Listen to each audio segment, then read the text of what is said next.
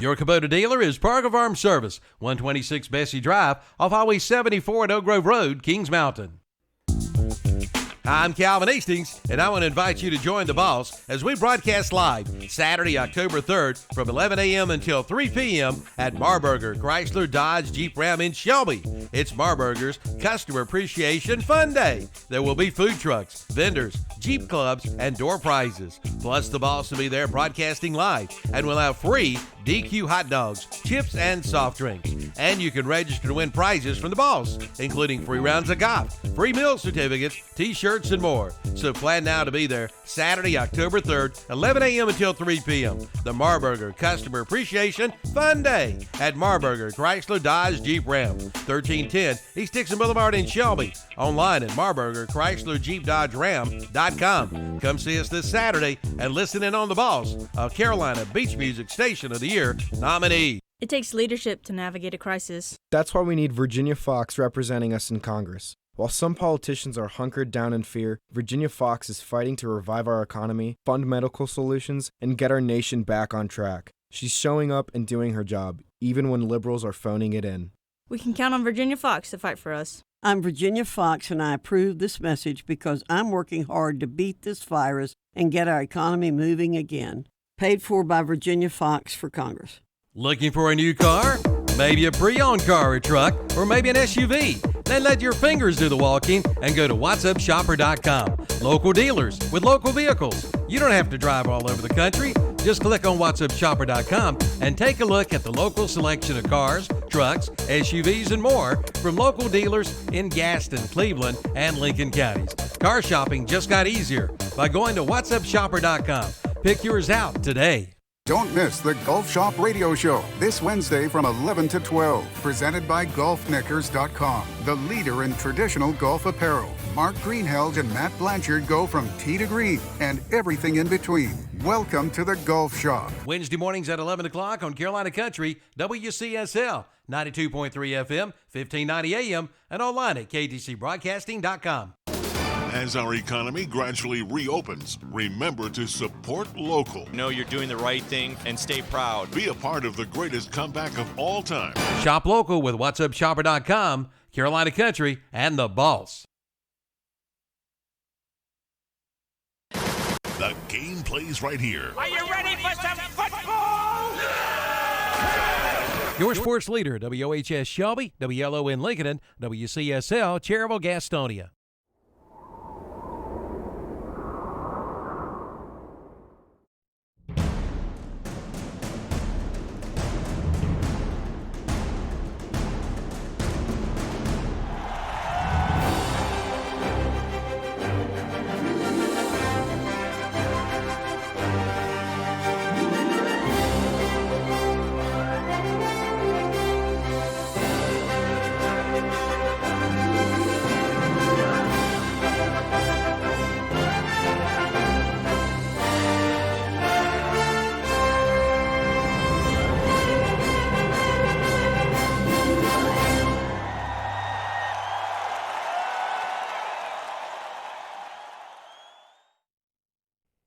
Hello, this is Milton Baker inviting you to listen to NASCAR Racing right here on WCSL 1590 AM, 92.3 FM, and ktcbroadcasting.com.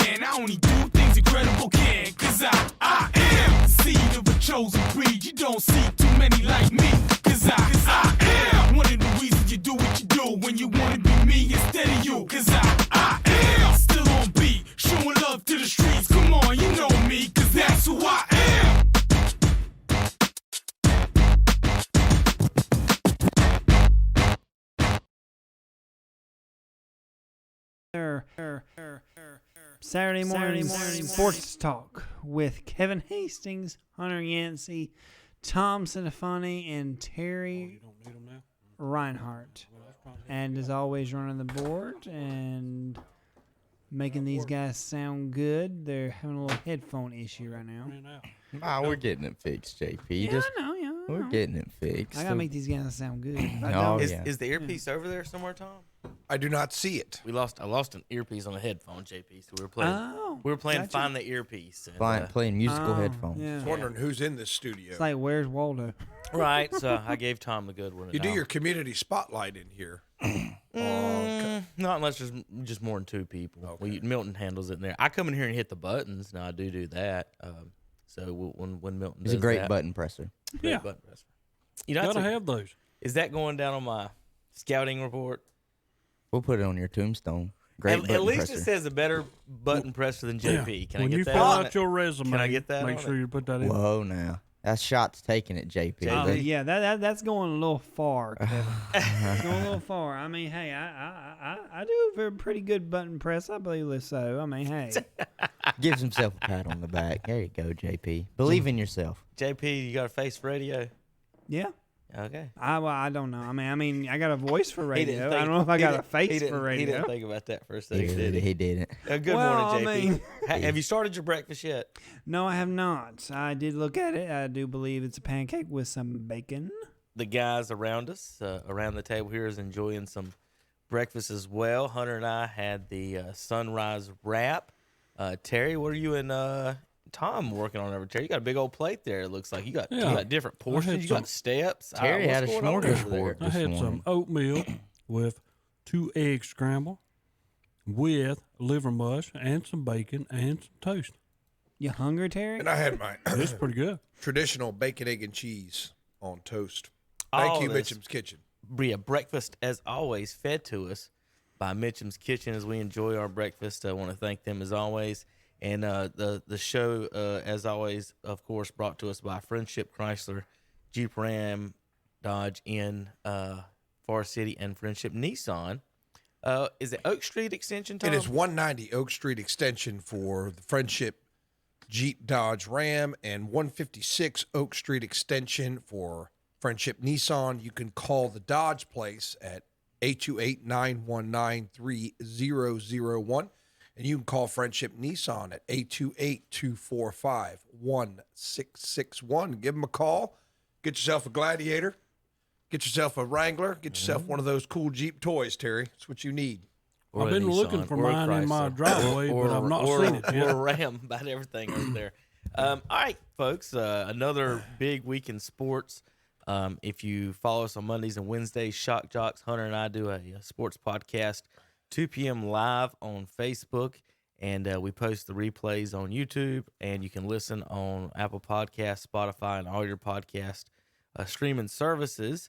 Terry and Tom don't get to partake during the school year. Yeah, some of us have to work. Terry doesn't come at all, but Tom will during the non-school year, and we cover some stuff, and we had some fun this week, Hunter. And so it's set up, and when we started the week, it was game one of the playoffs, and we're already pretty much the first round's done. So yeah, we're for now baseball, we're now ready for the second round. And when we started, we were in the Western Conference and Eastern Conference Finals, and now the NBA Finals are off to a 2-0 start. We've got college football this weekend, guys. We've got, let's see, NASCAR racing, tons of news, new schedule news. We've got this weekend's news, all kinds of things going on in the world of racing to get into today. PGA, tennis, but a little bit of everything. So we're going to get organized and going in just a few minutes. We'll have our NFL picks today. Hunter and I held off. We hold off for you guys on Saturday so we can pitch it on Saturday. Big game this weekend, Tom. The Cleveland Browns have as many wins as the NFC East. They're not very good this year. I thought Philadelphia would be better. You're talking about Cleveland? Again, the Cleveland Browns have as many wins as the NFC East. So Washington has none. Right. The Giants have Washington none. has. Philadelphia has a tie. Washington has Washington's one. got one.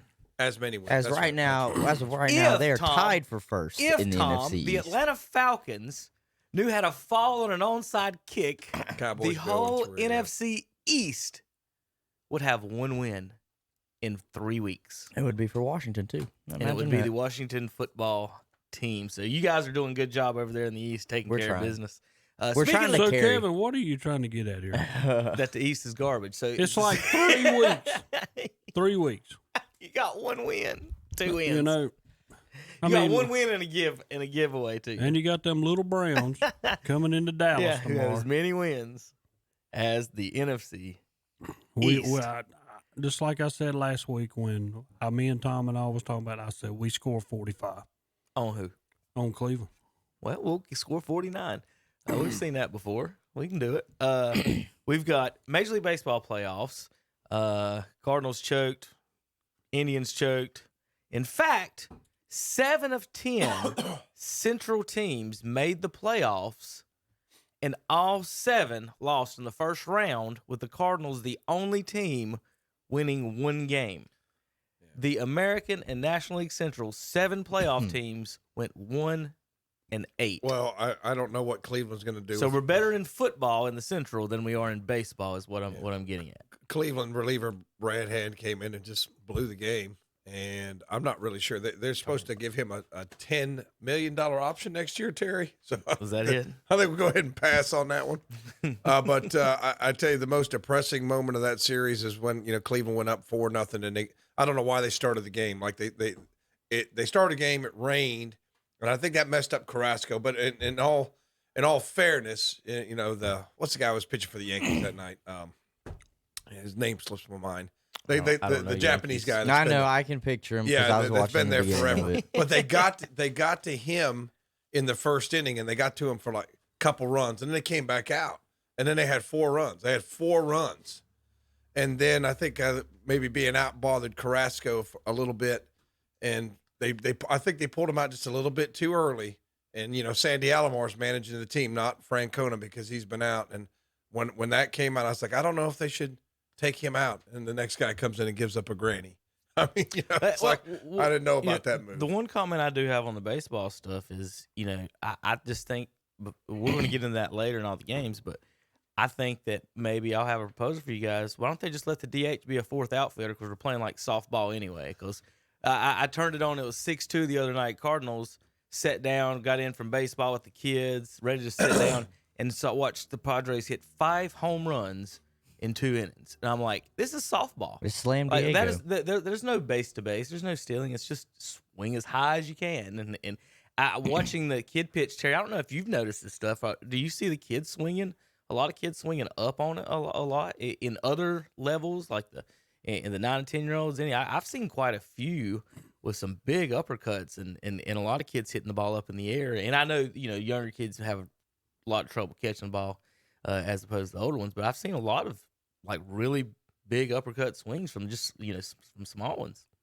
I see a lot of kids who, when your coach is out there and he's telling you hit it into the outfield, for coach pitch, you getting it into the outfield, you've done something special. Oh, yeah. In the air, definitely. Yeah. But as far as kids swinging like that, I don't know. It depends on what coach you got and how he's teaching you and what to do. I was just wondering any of the upper levels if you've seen them if you've seen a lot of just swinging that way, just like the pros have. I would go to 13 and 14-year-old, where guys try to destroy it. Yeah. But down from 11 Tom, down, you see 12 down. Everybody swinging up. Anybody in the younger the leagues? ones who have been coached better don't. It's just weird because most kids don't have the power to even get it out there. It depends on whether a coach is coaching you or somebody's daddy is coaching you. Yeah. Because I'm not going to say where I was, but I could tell this one guy was Coach Dad, who was telling everybody to take the first pitch, which don't do that. not in recreational ball. Rec ball, you might not get 2 pitches to hit. And then there was a kid, I think that's poor kid who was out there, 2 fastballs blown right by him. So Coach Dad's down there saying, watch the curveball. Watch the curveball. I was like, what? So he just swung like almost after the ball's in the catcher's mitt. So it's like, why is he going to throw a curveball? Of course, he threw another fastball and struck him out.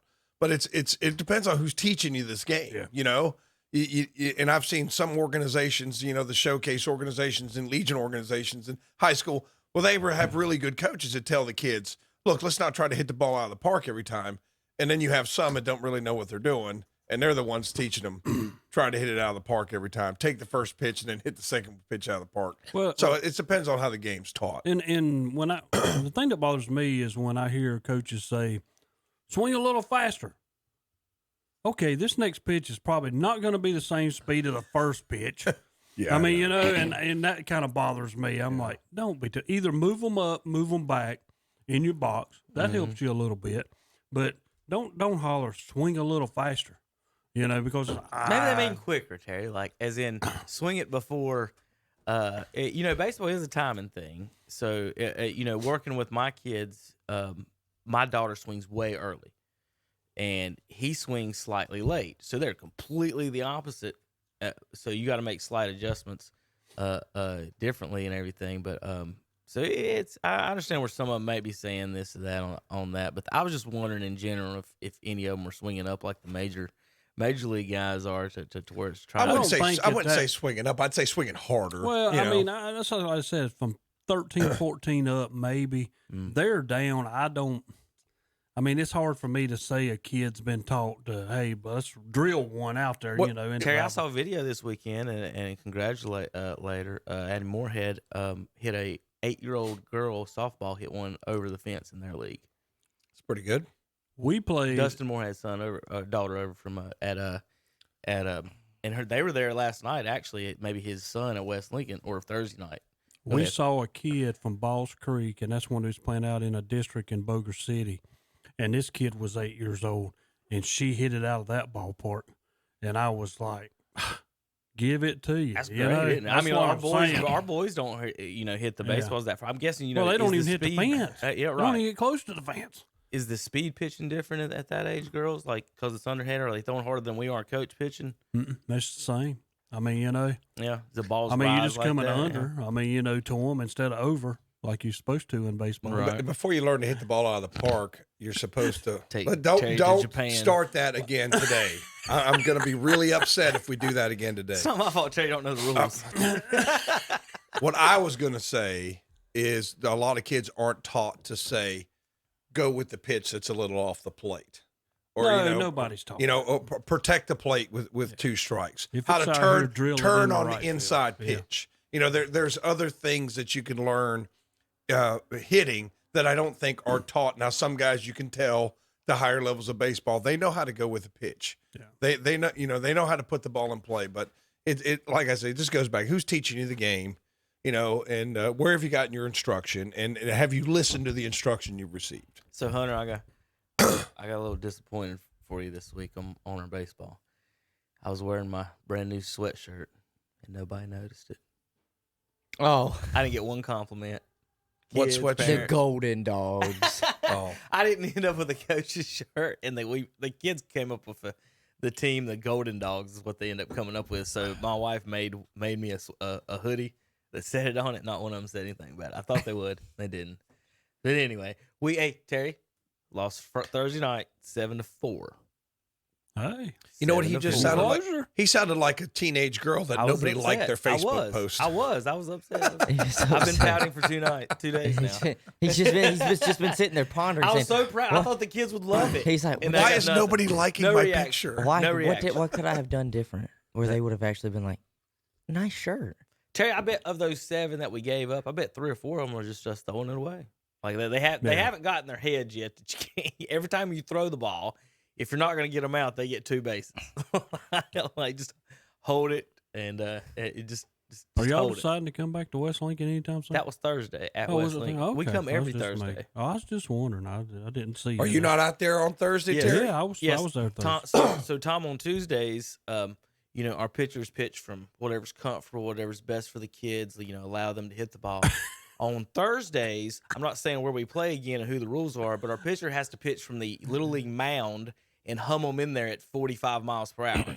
I'm not saying where these places are, but that's where they are.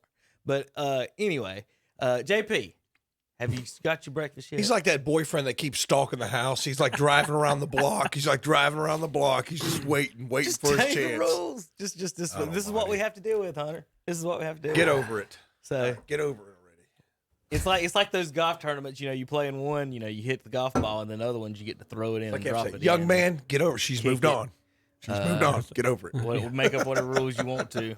I don't know what we're playing on Thursday nights. Tuesday nights, Tom, we play baseball. Thursday nights, we play whatever somebody tells us the rules are when we get there. All right, JP, you ready? We'll be back. We've got to pick college football games. Terry, are they going to win today? Wolfpack. Have you seen us play? You get 1-1. Hey, my Lord. I will talk about that when we get back. We'll be back in a minute. We'll be back in just a minute on KTCBroadcasting.com.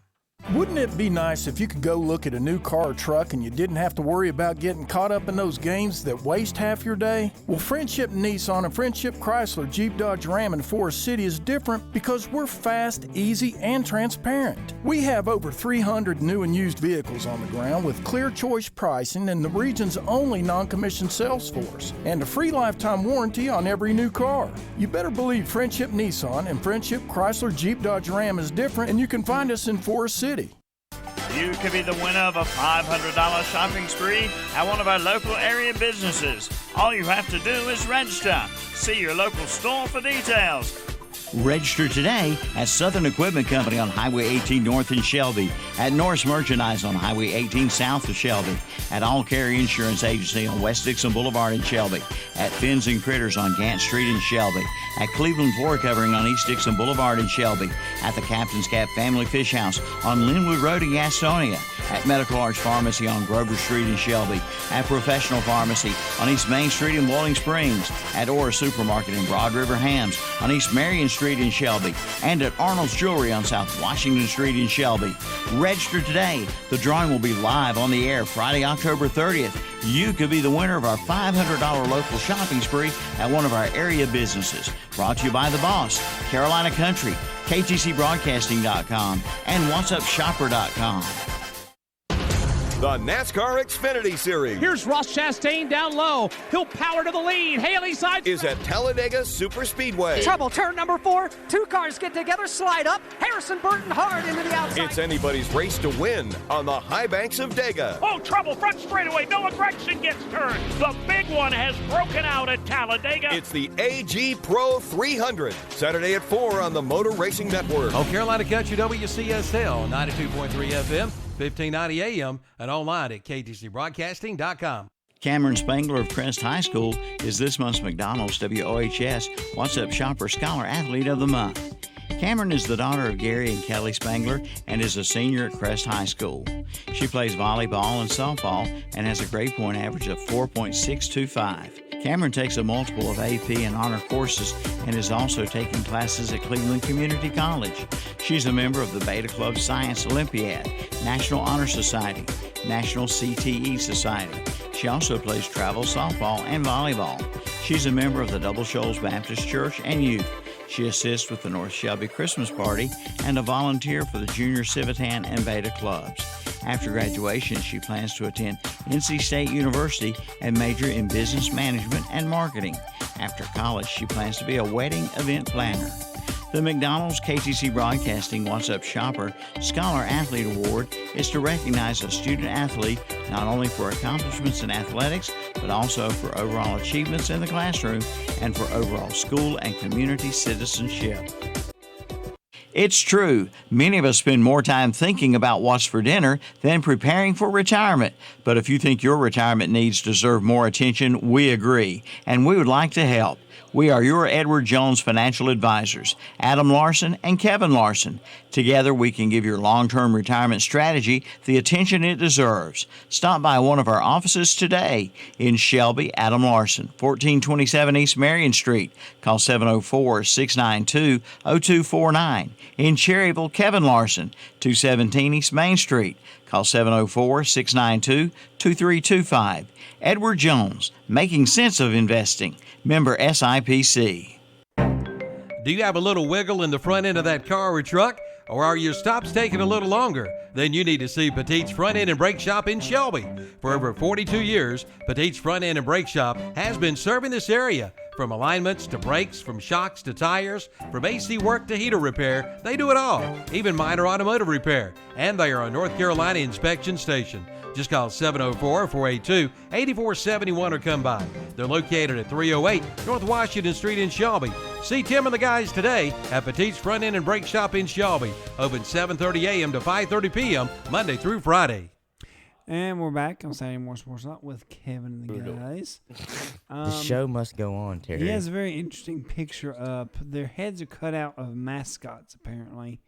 JP, here we go. Let's play this game, JP. We're not even going to ask you to name the mascot. Can you name the school for each team our faces are on? I can only name 2.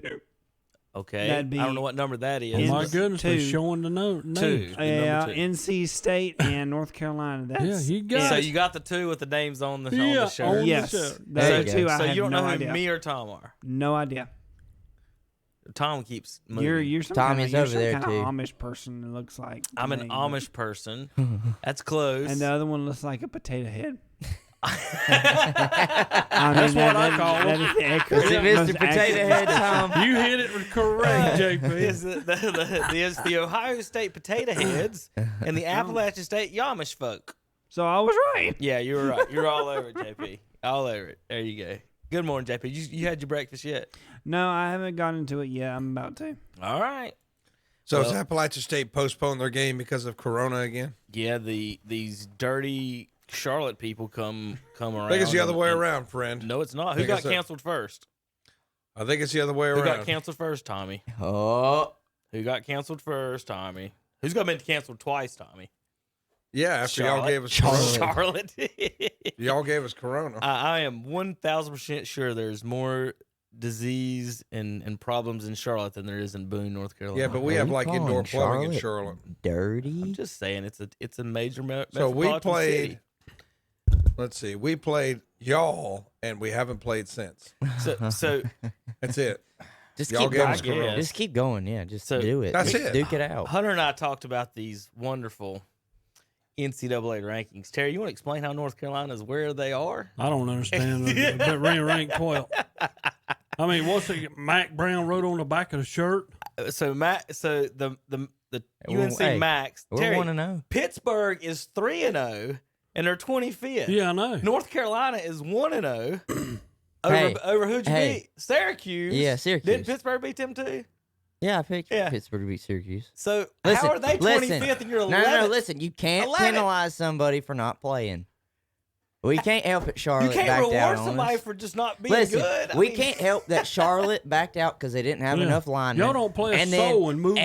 And then look, and then 11 our 12. scheduled bye week hit. So it's not like we didn't play 2 teams back to back. Our scheduled bye week hit, and Charlotte backed out because they said it was unsafe for us to play with the amount of linemen that we have. So I can't help that we're still 1-0, and the team we were supposed to play backed out. Well, they've penalized Ohio State. They're down at 6 right now.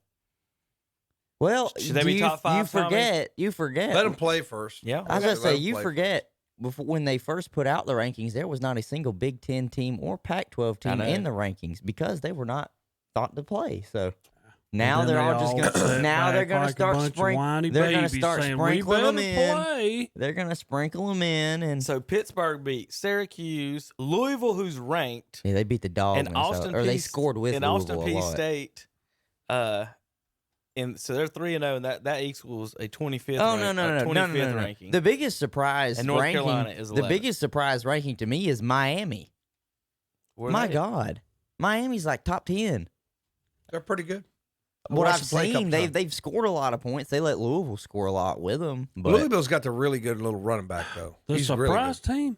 Miami's Miami 8. used to be in the top all the time. Yeah, I know, right? that's what I mean. It's by not like North Carolina's no, always been up there. Terry, Hunter, it's see, been here's- since the it's been almost 20 years since Miami's actually been relevant. Hunter, here's the difference. Think about it. Here's the difference, though. Florida State and you're right Florida on have that. always been above Miami for at least the past 20 years. And you're right on that. But here's the difference.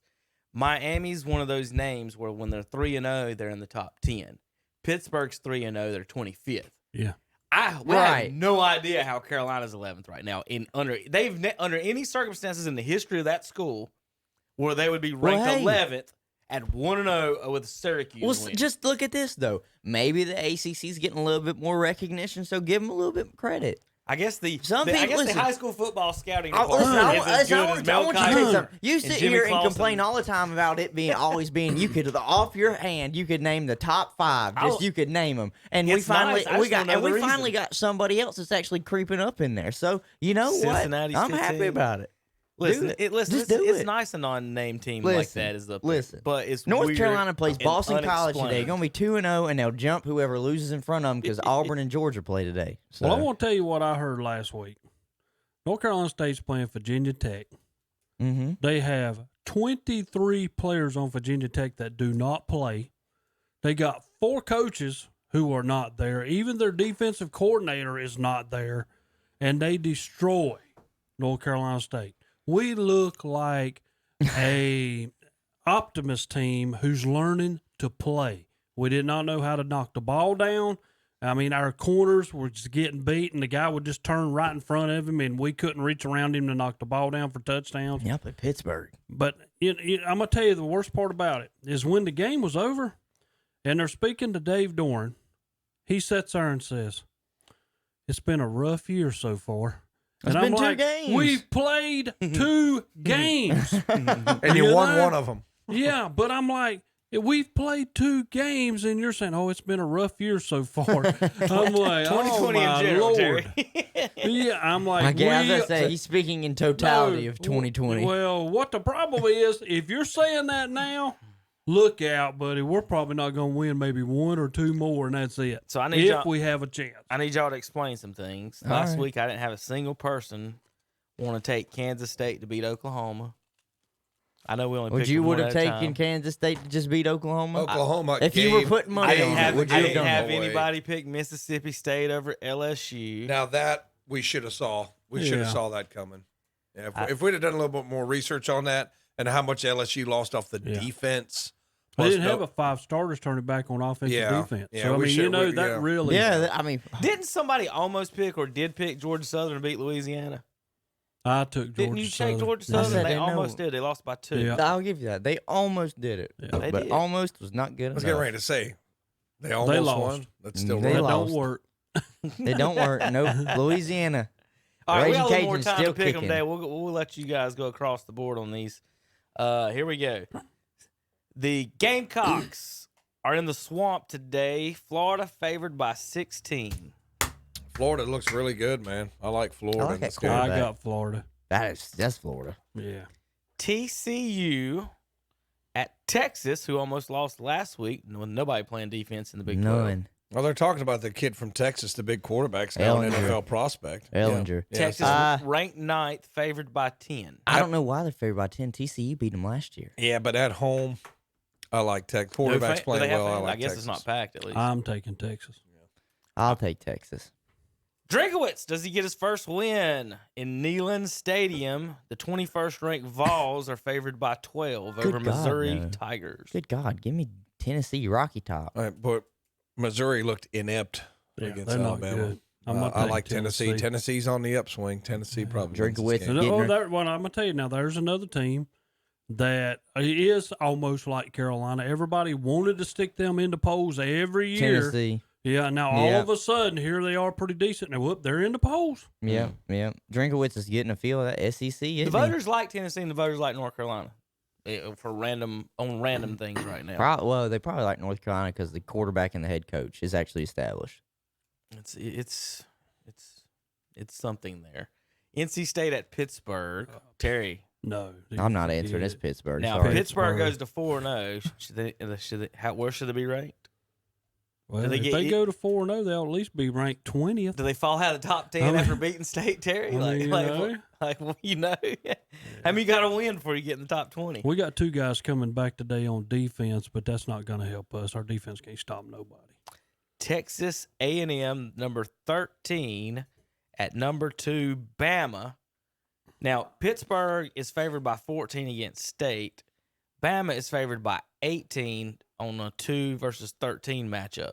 I think Where is it? In Tuscaloosa? It's in Alabama. Yeah, but with no fans, and Here's the stat. Like, I think Saban's 9-1 against his former assistants or something crazy like that. He destroys all of them. Yeah. So Jimbo used to work under Nick Saban. I can't remember where, but yeah, he's a former assistant. I thought he used to work under I don't know Bobby Bowden. I don't know if it was at LSU or it wasn't at the Dolphins. Or Dolphins or whatever. Well, regardless, this is to me, Alabama actually plays a lot of ranked opponents this year. It's not just a cakewalk. Mond, the quarterback for Texas A&M, was a return. I think he's like a senior. He would be the only X factor, but I'll take Alabama. I don't know if you guys remember a couple of years ago where Texas A&M, I think it was maybe Fisher's first year, where they played Clemson really, really tough and almost beat them. Yeah. I think it's going to be a game like that. I think Texas A&M is going to hang around. I think they cover. I think they've got a pretty good team. I think they cover 18. Yeah. I mean, come on, 18. I think Alabama's going to win, but Alabama will win. Number 12, Tar Heels at Boston College. Boston College is 2-0. Now, Terry, the same conference. They're 2-0. They're not ranked.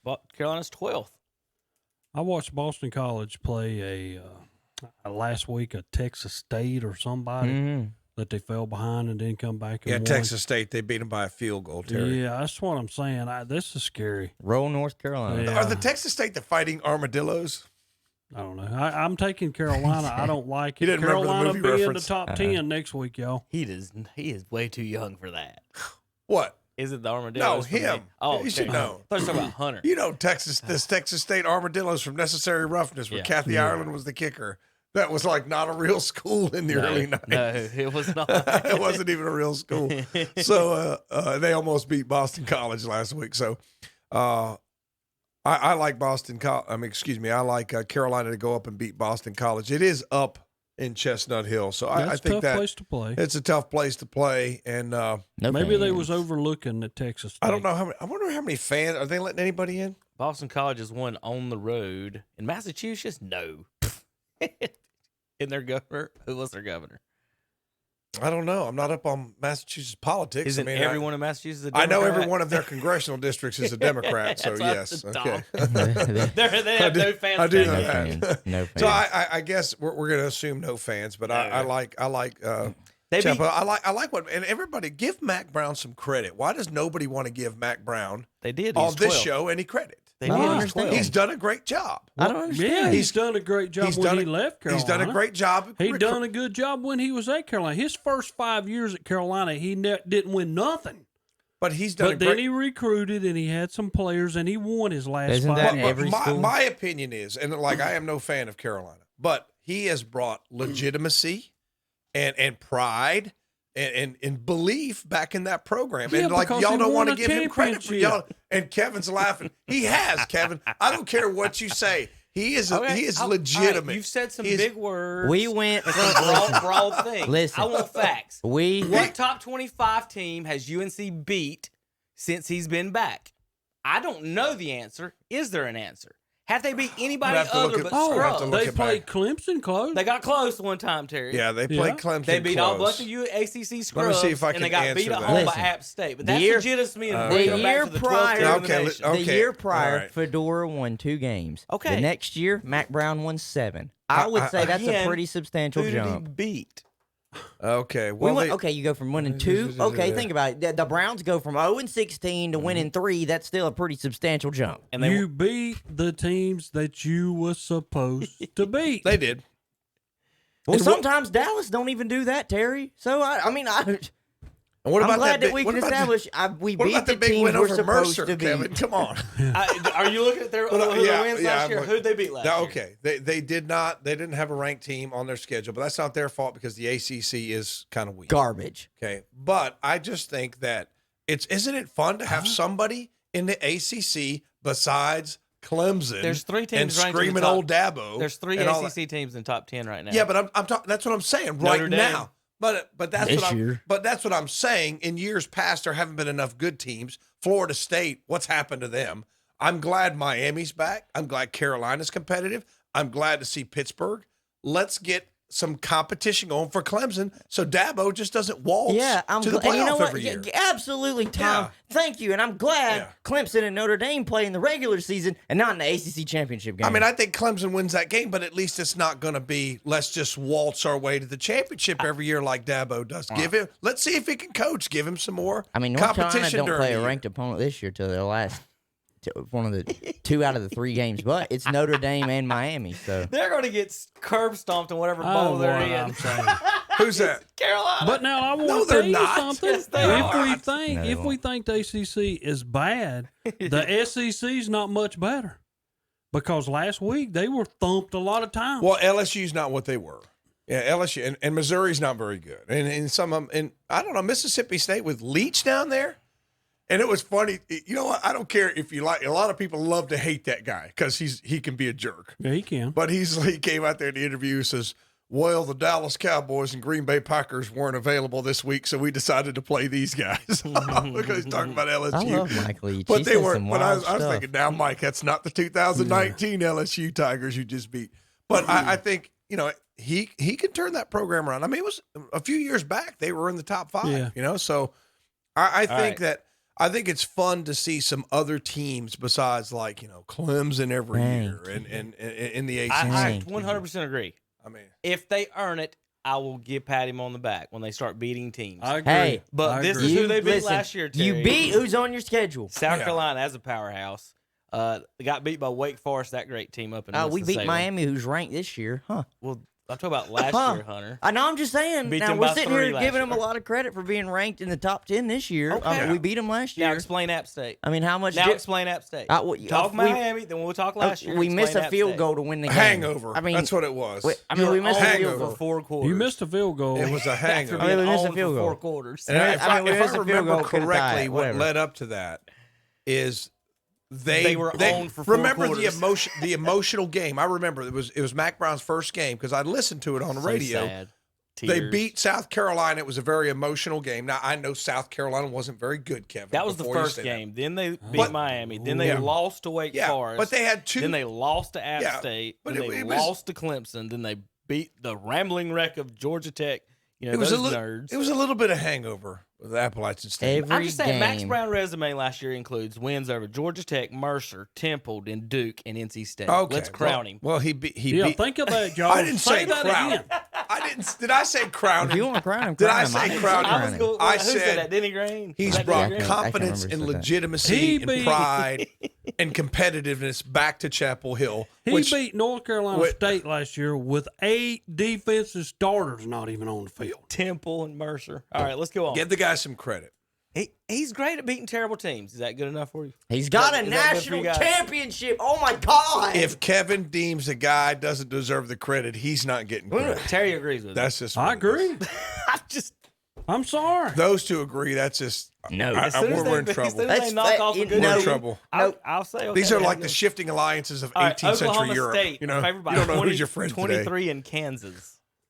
Oh, God, yeah. They'll blow the Kansas doors and off who? Kansas. Cowboys and Jayhawks. Yeah, Oklahoma State? Yep. Yeah, They'll I blow like the doors Oklahoma off. State. Memphis Tigers, guys. Here we go. We got to toss up. Let's tear up the table. Memphis 25 at SMU even. Ooh. 1-0 versus 3-0. SMU is 3-0. Memphis only played Who's one. SMU played? I don't want to click on it because Yeah, it I might know that. take me a minute to get back to Yeah.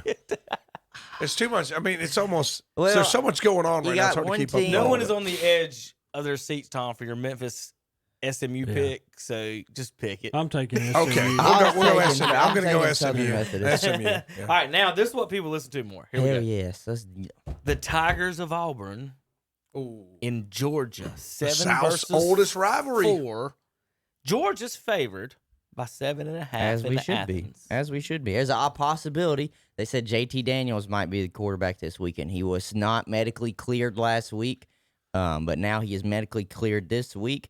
The freshman that we had, we put him in early last week, and he looked god awful. He looked like he was not prepared for the college game, so he's going to need a little bit more work. Next guy that we brought in played fantastic, and that's how we ended up blowing that game out eventually. So, you know what? Hey, I give us a great shot. The problem is Auburn has got a quarterback that's established. Bo Nix is good, and that name fits the SEC. Bo. Oh, Bo Nix. I'm just going to tell you this, too. Man. Look at Georgia's next game. They play Auburn. Oh, They yeah, have them 5 at home. out of our next 6. They have to play Tennessee, but they get that's when we'll see what Tennessee's made of. Yeah. I really think that's At Tennessee. No, it's between the hedges. So I mean that gives Georgia, that's a bump. then they go to Alabama. Mm-hmm. That is just murderous road. We got screwed. Bulldogs. We got 5 out of 6 weeks at one point. We're playing a ranked opponent. Yeah, then they have to go after Kentucky. Because we got to play who's Florida. not bad. Kentucky's not Be glad you don't bad. got to play the Tar Heels, Hunter. Y'all But be in then they trouble. have to play Florida. Yeah. And then it gets a little easier. Missouri, South Carolina, Vanderbilt, 3 out of the last 4. Mississippi State, right before Thanksgiving. That'll be interesting to Now see compare if their schedule to the those will be battle Carolina tests. schedule. Yeah, that'll be battle test. Hunter. It's I'll the difference 100% between give you being that. 4th and being 12. Here's a funny thing, though. This is kind of related to the SEC. I was listening, and some of the guys are debating whether Coach Orgeron is on the hot seat. I'm like, I've already heard that. Wait a minute. I've already heard Wait a that. minute. Didn't he win national This championship? guy just Now, won the national listen, championship. Somebody made What a is wrong very with good people? point. Come on, He come was on, wrong with come people? on. The I know. year prior to them winning the national championship, Coach O there was a rumor that he Yeah. was going to get fired. Well, Yeah, but at the same time, you And got then- a transfer guy that come there to make you look good. now I could argue that maybe he's not as good as that team So was he last year. won with this But guy. listen- But you're not gonna now get rid he's of him. back on the same seat he was on. This is not the year for it to be a hot seat, though. This is not the year. You saw Why it not? because the NFL just took away every single player that Give him a break. outside of Burrow. Every player Yeah, that I they got agree. drafted, he had. Five He's got starters. he's got a year. Yeah, Now, if he doesn't recruit, now he's in trouble. he does need to I find. would He say- needs to find a yeah. replacement for Burrow. I That's guess gonna he'll be jump difficult. back over to Ohio State and see if they got any quarterbacks. That's they what I don't say. need over They'll probably raid our talent again. there. Yeah. People that don't like snow, they'll go down there and play in Louisiana. But give him a year to let him recruit. I mean, just give That's him a what I'm year. saying. Let's I see. know why the murmuring is out there because he was on the hot seat the year prior. But this year, after what the draft just took him, good Lord. Oh, we have a phone call. We have a special caller. JP, you got him on the line? You got him? Is Thomas, you there? Hey, good morning, guys. How you doing? This is Thomas Borgello of Friendship Chrysler Jeep Dodge Ram and Nissan. That is it. What's up? Not much, guys. I just wanted to call in real quick. You guys are talking about North Carolina and Boston College. I don't know if you're aware that we're wearing the white-on-white uniforms today with the Oof, that's gonna Carolina look blue good. helmets, so That's going to look that's good. going to factor in. That's going to look good. Thomas, what about these guys not wanting to give Mac Brown any credit? What do you think about that? I think you better go back to the first time where he coached there and check how many bowl games he took us to. I mean, Well, he went 5-5, 5 losing seasons, 5 winning seasons. but A bunch of bowl games. he's brought back the swag. I would say that. Oh, he really has. I mean, he can recruit as good as anybody, and he's got a great staff. I mean, when you take Dre Bly and make him your defensive backs coach, I mean, he was a stud. Yeah, sometimes when it comes to coaching staffs, it helps that they obviously know the game to be able to coach the players. But if it's a name like Dre Bly, Yeah, I'll give him credit there. sometimes that'll get a defensive back really interested in saying, wow, well, this guy had a lot of success at the next level. Maybe what he's going to teach me is really going to transfer over here at the college level. So I agree. Oh, I absolutely. think Mac Brown, people want to poo-poo it when they say, oh, the name alone can't be it. I'm saying he's one of the only 6 college coaches, 7, I think now with Ed Orgeron won one, that can go into a recruit's room and say, I have won a national championship. Would you like to come and play for me? It's a big deal. It is a big deal.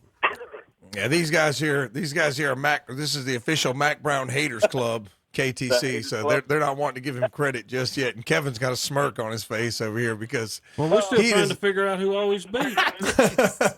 Okay, now he hasn't played the toughest schedule. I do agree with him on that. But He's let's give him been a at chance. North Carolina for 1 year. What do you want? What do you want? Well, I'll tell you something. Over your way, and I know. He's listening. He's okay. on radio. All You right. go ahead. But over your way, you got any Carolina stuff on any of your Jeeps and all to sell to people over there? We don't, but I think it's a great idea. Yeah. Terry's trying to get you to give him a quote-unquote loaner vehicle, maybe for a couple of years that he can drive around and just promote friendship I could over there. promote you, man. You know? But only Carolina Blue. You can't give the Wolfpack fan a red car. Hey, listen, I'm all in on promoting us and letting you ride around Lincoln County. That's where I live. But Tom, your brother, I mean, that's where he got his Cherokee. Oh yes, and I'd like to tell you, he and his girlfriend have both purchased vehicles from y'all, and he loves that Grand Cherokee. He won't let me get in it, Thomas. I'm not allowed in the vehicle. Okay. Hey, when you're ready, Tom, come on down. The Gladiators right now are being sold at employee pricing plus a little bonus cash off, so we can set you up with probably the best deal ever. And you could let one of your former students do your paperwork. Who's that?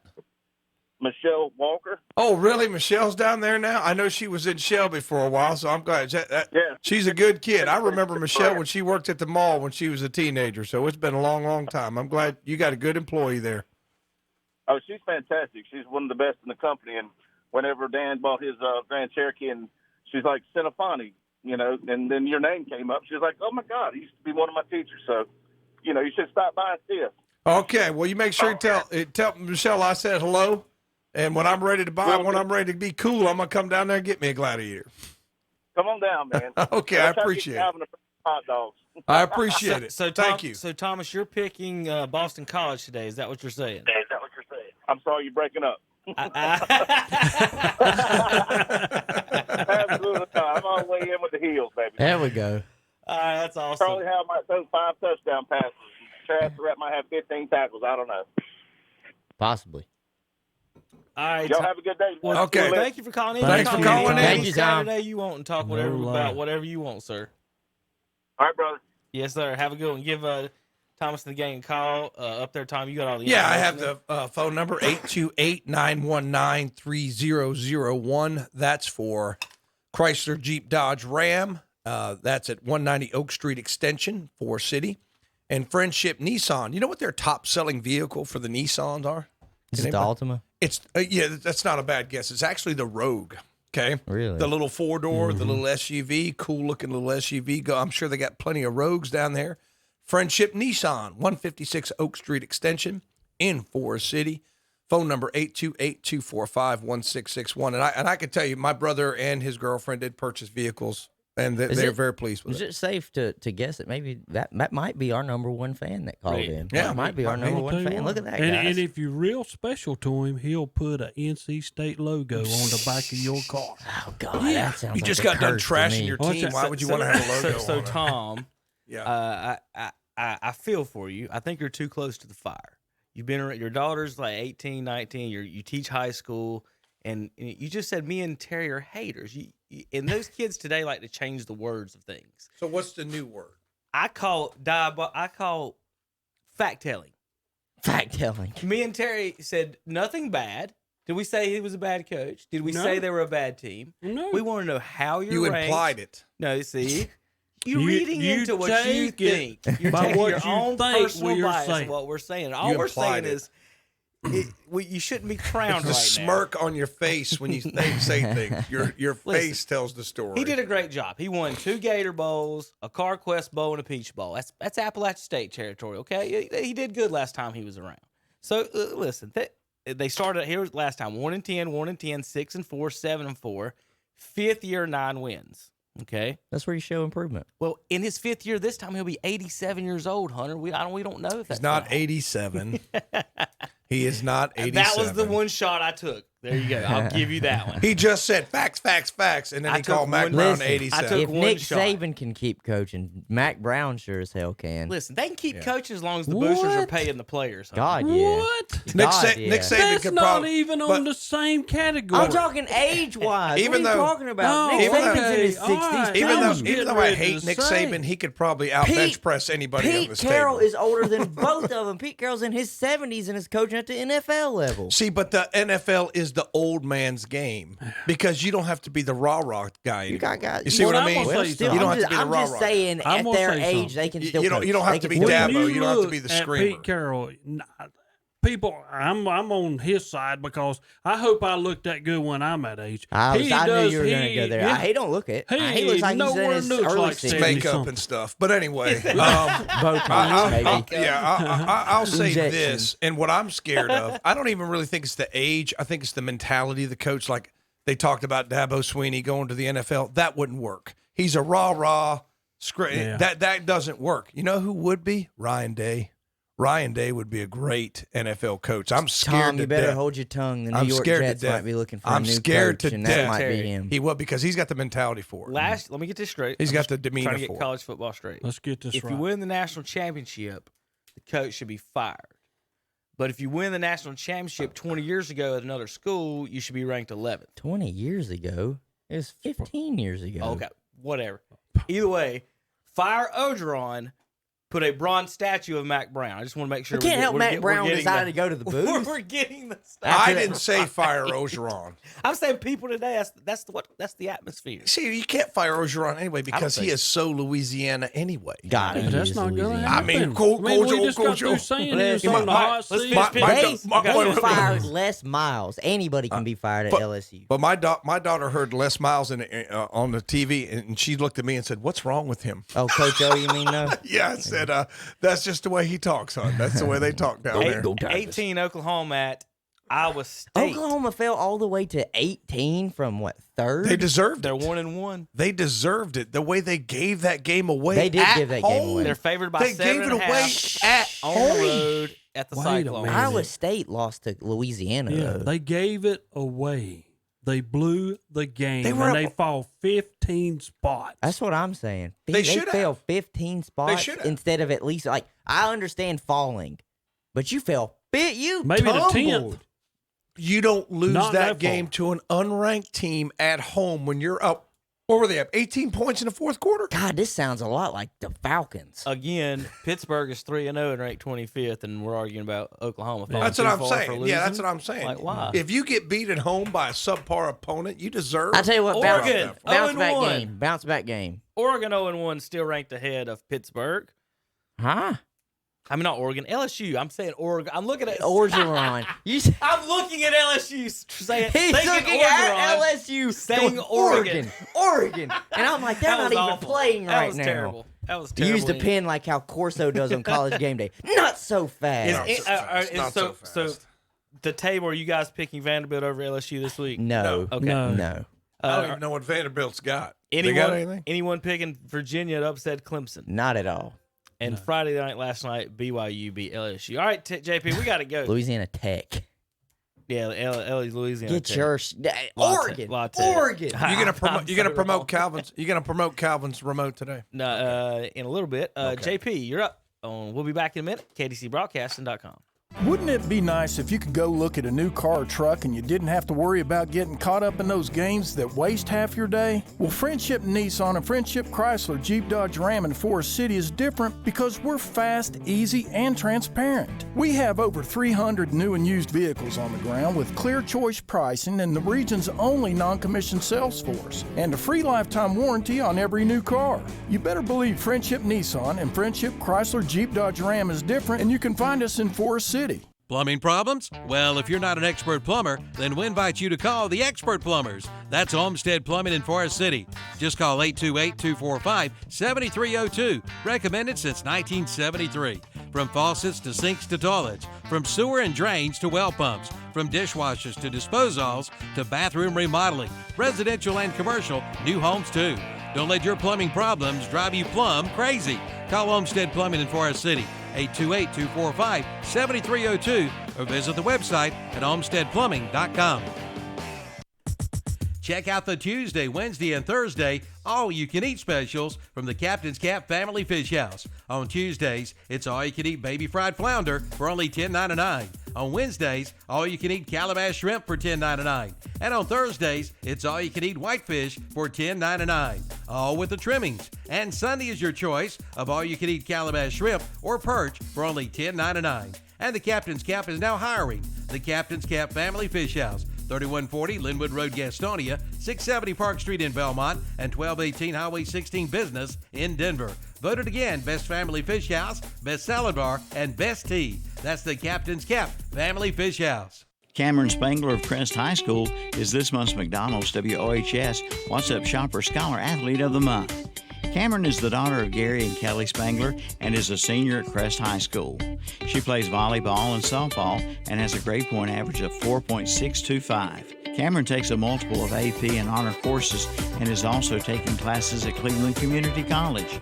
She's a member of the Beta Club Science Olympiad, National Honor Society, National CTE Society. She also plays travel softball and volleyball. She's a member of the Double Shoals Baptist Church and Youth. She assists with the North Shelby Christmas Party and a volunteer for the Junior Civitan and Beta clubs. After graduation, she plans to attend NC State University and major in business management and marketing. After college, she plans to be a wedding event planner. The McDonald's KTC Broadcasting What's Up Shopper Scholar Athlete Award is to recognize a student athlete not only for accomplishments in athletics, but also for overall achievements in the classroom and for overall school and community citizenship. More and more new items arrive every week at This and That Trading Post, 3857 Dallas High Shoals Road, right across the flea market. This week you'll find Ingenuity Baby Bouncers for only $29.50. Cornhole boards, just $30. Microwave ovens, $60. Alexa clock radios, $25. And Skedaddle Elephant Night Soothers are $18. And This and That Trading Post has Halloween costumes and Halloween candy. Shop and save big at This and That Trading Post, 3857 Dallas High Shoals Road, right across the flea market. It's a story that started in a community like ours. Cal Cunningham grew up in Lexington, where church youth groups working at the local brickyard and McDonald's shaped his life. And now Cal's running a different kind of campaign for the U.S. Senate. I'm Cal Cunningham. I want my service in the U.S. Senate to be about listening and going places where Democrats don't always go. That's what I learned growing up in Lexington, where we don't check voter registration before taking care of our neighbors. We believe in hard work and service, just like the soldiers I served with overseas. Cal Cunningham volunteered after 9/11, a lieutenant colonel in the Army Reserve who served 3 tours and took on corrupt government contractors. And Cal will take on the corruption in Washington that's been rigging the system for the drug and insurance companies. That's why Cal's not taking corporate PAC money, because he believes the top 1% don't need more favors. It's regular folks who need a voice. He'll be a senator on our side. I'm Cal Cunningham, and I approve this message. Paid for by Cal for NC.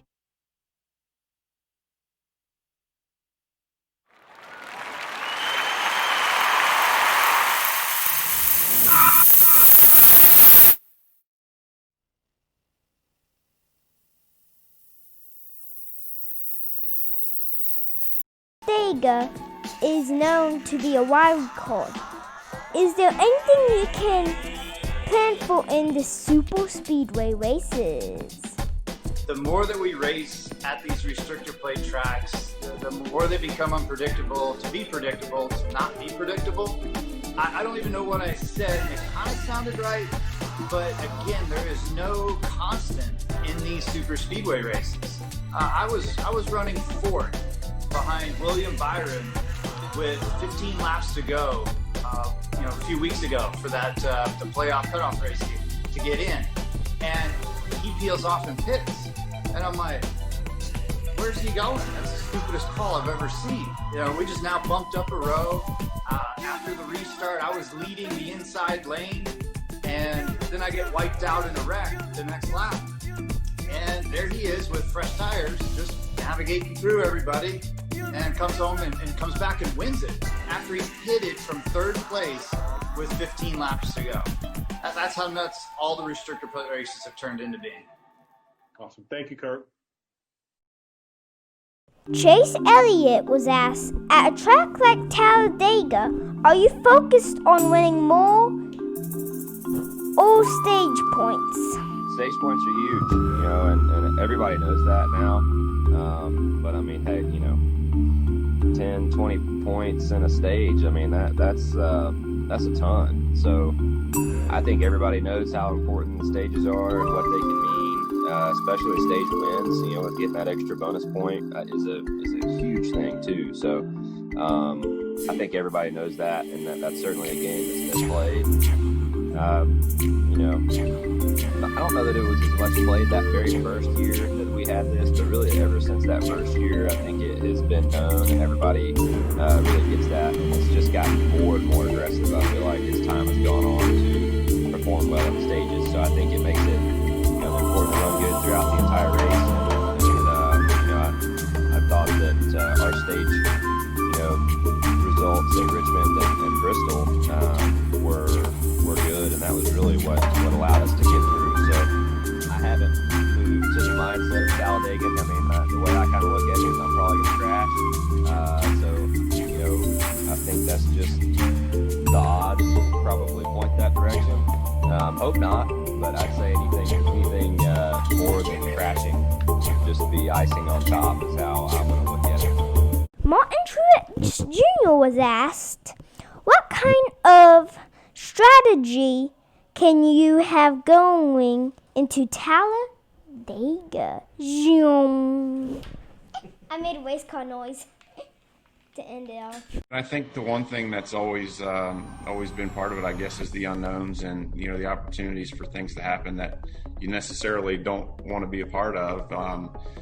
And that's just kind of the nature of the beast. So I think really the strategy has changed to, with the manufacturers all working together and pitting together and trying to come up with, the best strategy to run their race to try to, not only give themselves the best chance to win, but also I think stay out of trouble. And, it seems like when you have, those packs of, manufacturers working together, there's less chance for the big crashes to happen.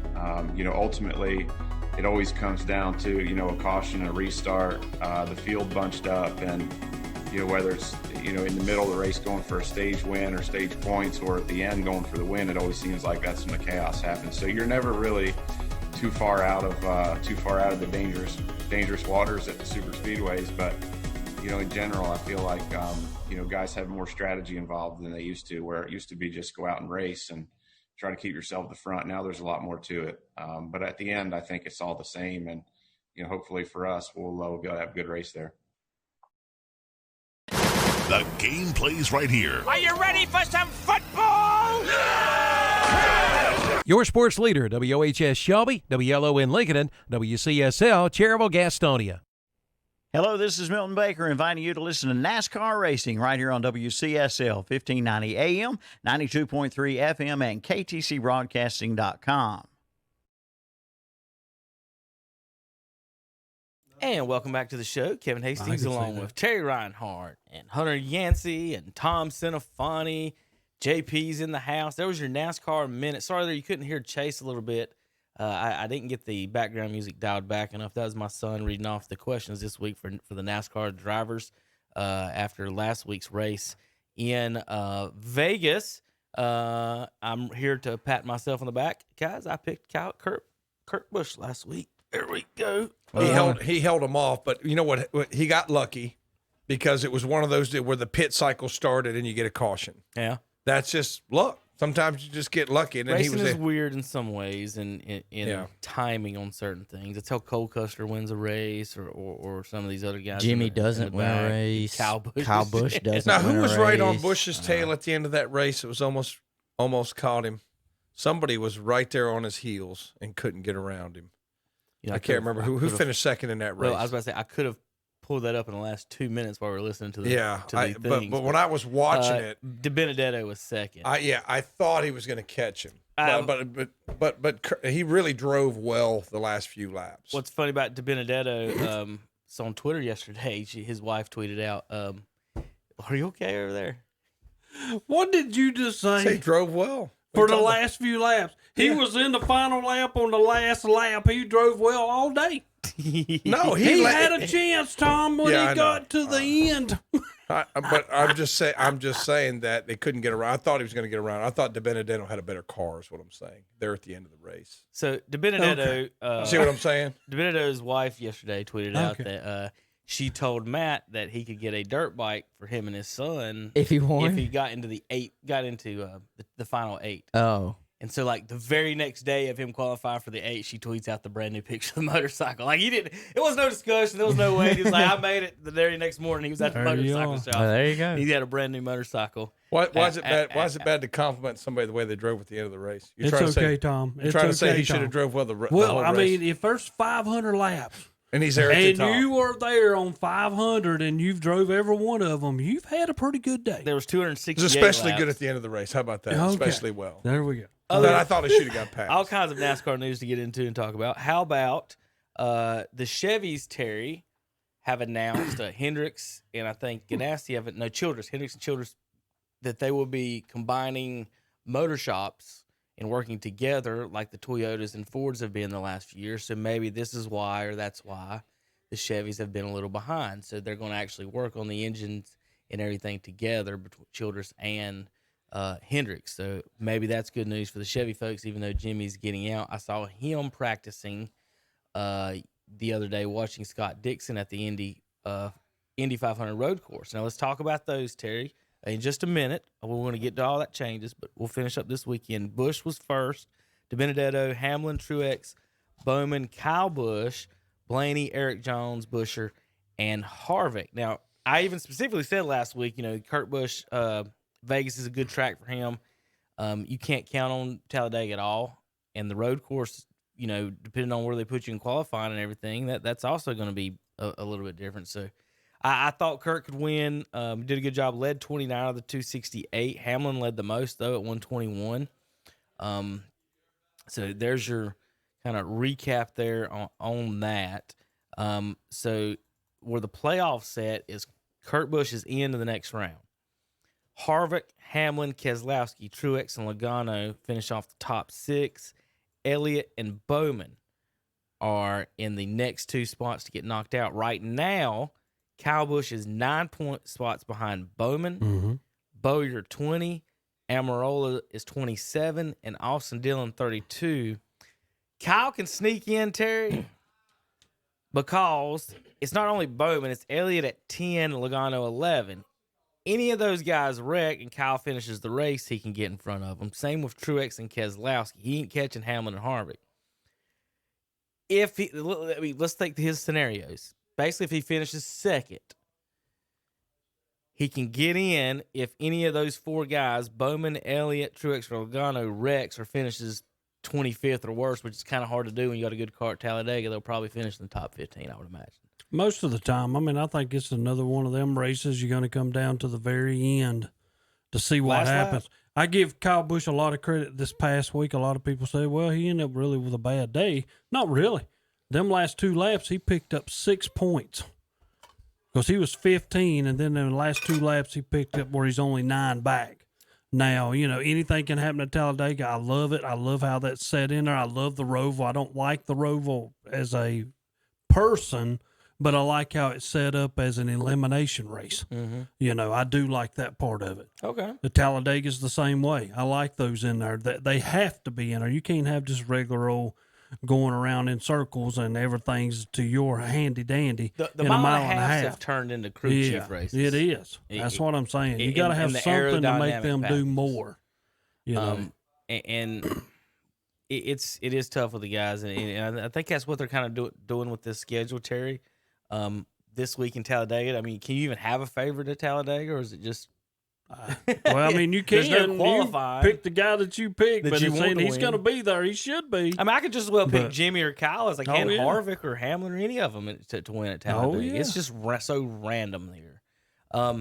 Now, let's talk about one quick other thing before we get to the schedule. Chad Knaus announces he's basically retiring. He's going to be working in the management part of Hendricks. I guess he's going to be working in part with this combination with the engine stuff too, Terry. I think it's a lot more time for him to be at home with his wife and Well, I stuff mean, like that. He's been doing it for 20 I'm just saying. some years. Was it 800 races? He's been a Yeah. crew chief. Fans are asking if him and Jimmy's going to do the last race together. Jimmy said probably more than likely not. Yeah. So for fans wanting that, it's probably not going to happen. Dale, we're going to talk Dale Jr.'s fantasy tracks in just a second. All right, Hunter. So this is what we're going to do. So here's I'm gonna give you guys the breakdown of what the schedule ended up doing. So they'll be going to new facilities. One is the Circuit of the Americas Road America, which is in Austin, Texas. It's a road course, Terry. It's hot. From what I've read, everybody likes this place. Like, I haven't seen anybody say anything bad or the NASCAR cars won't work or anything. Everybody's like, this is a fantastic idea. Rodney Childers is on board, Harvick's crew chief there. The other one is Nashville Super Speedway. And it's not the one that the fans want. They want the short track, but they're going to the other place. But they think maybe they're coming into the town to work their way and get that other one up and ready. What do you think about those two? Have you ever seen any race on either one of them, Terry? No, I have not. I haven't either. I have not on either place. But when you're getting rid of a few tracks, I mean, some of the people at them places, I mean, you have to understand that's money. Mm-hmm. And that's money for people who had extra jobs, or that's what they did to make extra money. And so Kentucky and Chicago is are the ones that's gone. Yeah. Chicago is aimed by the same people that owned Atlanta, I think, and Atlanta got that date. Indianapolis is going from the oval, the square. It's really more of a square almost. Why are you doing that? To the road course, and they're going to. So Indianapolis that same weekend will have 2 races on their road course. The Indy 500 is thinking about doing it at some point, but they're not yet. But they will have 2 races that weekend on the road courses. Terry, a lot of people have not liked the racing at the Brickyard. Harvick won the last one. Gordon won the first one, right? Mm-hmm. Because we've seen tire issues. There that Goodyear has a problem having those tires hold that weight in those sharp corners. Like the Indy cars, they turn. Okay, fix it. I know that, but that's been one issue, and so that's one of the things. And then the drafting there as well. So they're changing that up. Darlington gets a second race, as does Atlanta. I think, which they're not saying, those are both within driving distance of all the shops. Like 3.5 hours, well, 4 probably from Atlanta in the trucks. To get down to the speedway in about 2 or hour and a half to 2. Yeah. Maybe. Congratulations to Darlington, because I can't just believe a few that. years back it was almost done. Well, you drive by the track. I mean, you think I've been thinking for years it's just going to be any time now that they're just going to cancel it because there's nothing really around it. I know, but Nothing. I like it. But it's tradition. It's Right. tradition. You can't get rid of that. The track's great, but you just wonder, Terry. You go to places like Vegas or Atlanta or Charlotte that even Atlanta's like almost in the middle of nowhere where it's at, but at least they're talking about putting a casino and stuff out there as part of this one, of that move of adding that second one. But the Darlington thing, that blows my mind as far as money. I think that's 100% a we're close by, let's save some money maybe type thing. Because it's weird, I thought they'd be closing at some point. I'm glad they're not. I like Darlington. I like Darlington myself. So Michigan loses a points race. Texas Motor Speedway and Dover are all losing a points race, whatever that means. So All-Star race moves to Texas. We said last week, and I don't mind that. I don't mind an All-Star race changing every year, going to a different place. It's like Major League Baseball when you move it. Right. I mean, I have no trouble with none of Or that. basketball does the same thing. No trouble. Okay. Now, a little bit talk real quick, guys, about I think this. the Pro Bowl should move. They need to play it in a cold That's just weather. for the Cold players. weather. That's just a bottom line for the players. How many didn't they try it like 2 years? They did at the Super one Bowl location. Yeah, I think they just did them. I think last year was the one, or the year before was in Florida. Yeah. They didn't quite go all the way out to Hawaii. And I understand nobody's going to go out there and try to take somebody else's head off. Yeah. But it's so bad. It's so They need to put bad. some money on it. It's just not. How many even, times do you watch? How many times? I and never this watch is it. me. I don't. I never Ever watch since it. they started all this, I cannot remember a whole game that I watched. Pro Bowl. Yeah. Because it Not doesn't mean one. anything. In the history of my lifetime, I've never watched a whole Pro I think Bowl the only ones I've watched is the All-Star race, like All-Star wise. I watched the All-Star race because I'd like to go to it when it was in it was in Charlotte. I'd like to go to it. Yeah, I've been to that a couple and times. then I will watch the MLB All-Star game. Yeah. I don't watch the NBA All-Star game because That is just no defense. And same thing with the Pro Bowl for football. Nobody tried. But they tried some stuff with the Pro Bowl, like to let Deion Sanders and was it, Michael Irvin draft teams and all this stuff. You know, but I mean, they give them credit for trying to make it interesting, but it's just either give them a purse that they can win, to make them play hard, Yeah. or let them all play flag, and I want to watch the linemen catch passes and run and stuff. That'd be fun to watch. That would be fun. All right, here's some explanation of what's going on with the Bristol stuff. Y'all bear with me while I read a little bit. While the casual audience seems fascinated by the prospects of a dirt race at Bristol, popular sentiment among traditional fans is they should have simply pursued a day at a regular track like Eldora or Knoxville, and not sacrifice one of the 4 existing races on a paved half-mile in the name of an experiment. But again, Bristol Speedway officials wanted to inject a sense of novelty. They've been having 38,000 people in a 60,000-seat stadium, so it looks more empty, and they don't like it. So they want to do something new to attract some fans. Makes perfect sense. It used to be, I'm telling you, you used to not be able to get a ticket at Bristol. At like any you had to time. get it a couple years ahead of time. You used to not be able to get a ticket to that race. So here's the thing. You guys may not know, or most people might not know, the who owns the race dates.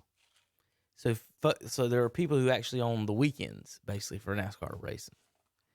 Each date is currently held by some combination of NASCAR, Speedway Motorsports, Dover Motorsports, Matco, or Indianapolis Motor Speedway.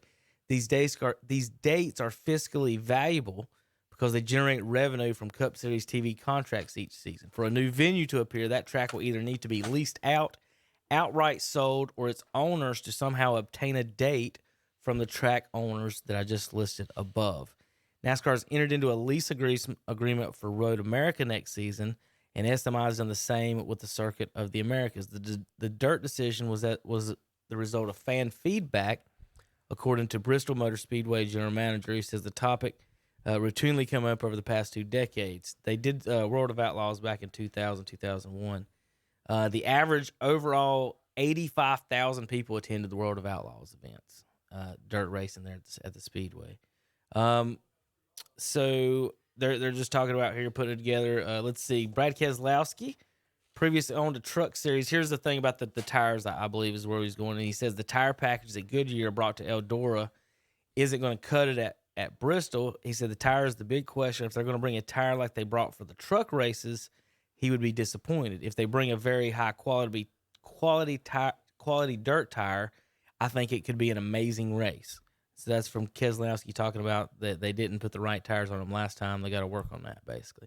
So with that said, let's say that doesn't affect the Cup cars being heavier, obviously, than the later cars. We're talking about the weight.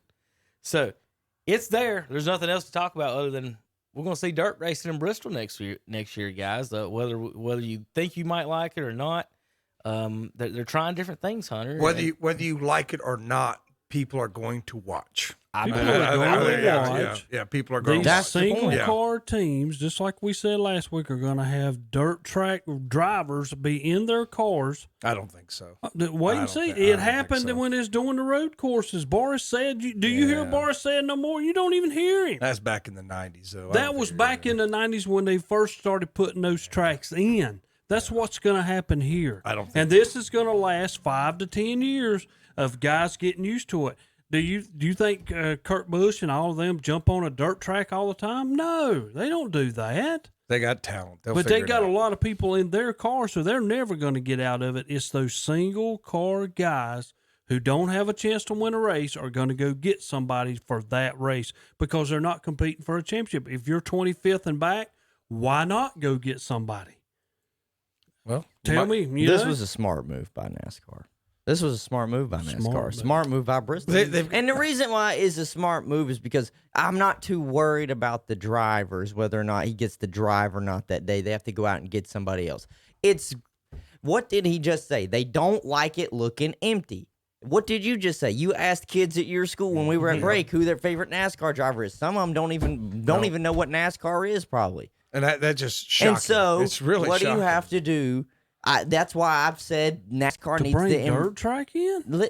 You got to do something interesting to get the eyes of some people that wouldn't normally tune in. Let me make the pair. This baseball this baseball format had more. Even people the traditionalists are saying, I don't like this. But boy, it was fun. And I think that NASCAR is trying to do the same thing. Yeah, and, I saw that. And if baseball's smart, they'll keep it because it's been interesting. And NASCAR is trying to get the young people back. We have to remember that these are we call them sports, but they're an entertainment business, and how they make their money is off of eyes and ears, being able for people to tune in and watch, and that gets advertisers to say, "Oh, I would like to put money towards your brand." Because if NASCAR keeps going the way it is, 20 more years, I don't know if they can sustain it. I don't think though the Bristol's the place to do that. Okay, if it's not Bristol, though, would you be upset, though, if it was just anywhere else? If you go to Texas or somewhere that's a mile and a half and put that out there that's on a that. lot of dirt. Well, I meant to say, that is a lot. Okay. That's a lot of dirt. That is a lot. Okay, but who cares? So are you more upset about the fact that it's at Bristol or the fact small that they're... tracks, because you got enough stuff happening in small tracks without having to bring in dirt. Okay, so you don't hate the idea, though? No, I could take that anywhere else. Okay. Cool. You know? So if it was anywhere else other than Bristol, so if they did Charlotte, you'd be cool with it. That's cool. But Charlotte's a big old racetrack. Put it out there. Racetrack. Yeah, you know what I'm saying? What if we did a half dirt, half pavement like the Roval does, like a Roval, like it's half. Well, don't say that, Kevin. It'll happen next week. I was looking. Have you looked? I was showing. What if they only did Bristol that way, and then the turns 1 and 2, you're hard oh my God, going into the corner, and then did you see what I was trying to show you? That pattern at Talladega and the patterns that they have worked out for these. It's going to be tough. I'm just telling you, man. But see, NASCAR has to do something right now that has to be eye grabbing to people that don't always tune into it, because it is one of those things I found, when I talk to people that love to watch NASCAR and enjoy watching NASCAR, their family, they grew up around NASCAR. But a lot of people, a lot of parents, they don't just watch NASCAR, they watch, traditional ball sports if they even are into sports. And so a lot of people, if you're just trying to grab more eyes and get more people to the track, like it sounds like Bristol wants to do, because they have only half really of their full attendance that they could have, you do have to kind of go out on a limb, and it doesn't surprise me. Why do you not think that in NASCAR, when the NASCAR decided to come up with these mile-and-a-half racetracks, that started killing NASCAR? Because there's too many of them. Too many guys get out front in one of them races, and then nobody else leads. That's the reason you have to go back to Rockingham, North Wilkesboro, where they're banging every time going. Why do you think people like Daytona? Why do you think people like Talladega? Because they know that these cars are all together. They're going to be banging. Even when you go to Martinsville, when you go to Bristol, when you go to some of them tracks like that, people are going to watch those. Well, they're tired of watching them mile and a half where nothing happens. You just brought up a good point. Would that be a way to maybe bring back North Wilkesboro's covered in dirt, as opposed to repaving? That would not be a problem. I would go okay with that. I just think it's hard for Bristol. The places they've lost. Because you always have good races at Bristol. You don't have to bring in dirt to make them good races. They're good races, whether it's in the spring or the fall or whenever. Wonder why you think they're having less fans at the spring race. You got any ideas or thoughts? I really. You think people are just going out of town? That's what around those weekends, nicer season. But I just think it was something that dad and son used to do together, who watched the race, and they're just not doing it like they used to. I mean, because when I first came in the late 90s, everybody had on Jeff Gordon T-shirt, Dale Earnhardt T-shirt. Well, I'll tell you, me and my Terry dad, Labonte T-shirt. My cousin, if he is listening or not, but he'll test this. My cousin and his dad, they love NASCAR. They watched it together. Me and my dad, we never watch NASCAR because we're just not NASCAR fans. So it's just one of those things where we would watch football on Sundays when people would watch races on Sundays. That's how that is. But you're right, Tom, in the sense is that's how NASCAR has its fan base. You grew up and you watched it around with your family. If it wasn't in your family, you're not just automatically drawn to it unless you're a gearhead. I think what they could also do is kind of like baseball did this year, shorten it down a little bit, shorten some of these races. Make it a sprint. That's what made baseball great. Yeah. And just like Hunter said last week and the week before, when they took the baseball and went from 162 down to 60, you was more interested. Because everything was happening. It all meant something. And then when you got to the playoffs, it was 8 teams now, and it was the best 2 out of 3, and everything made a whole lot more sense. But now when you come into next year, you're going to go back to that 162-game season again, and you're going to lose them the fans that was there. Yeah, and you're going to lose them. If NASCAR does that, maybe make it a sprint more than a marathon. Of course.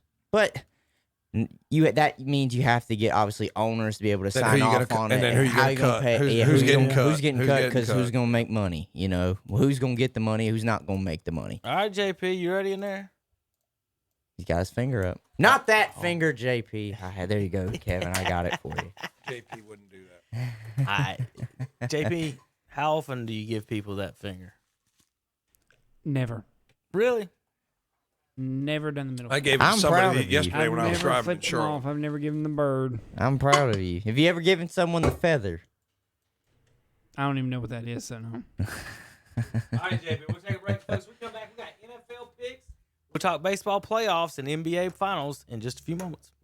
Nowadays, buying a new car or truck is different because everything is on the internet. So why would anyone waste their time trying to get answers from a salesperson who's just going to beat you up for more money? At Friendship Nissan and Friendship Chrysler, Jeep, Dodge, Ram, and Forest City, our sales guys and sales girls don't work on commission. We have clear choice pricing, a free lifetime warranty, and you can find anything you might want to know on our 300 new and used cars and trucks online at Friendship Nissan or Friendship Chrysler, Jeep, Dodge, Ram. Remember, we're different, and we're right down the road in Forest City.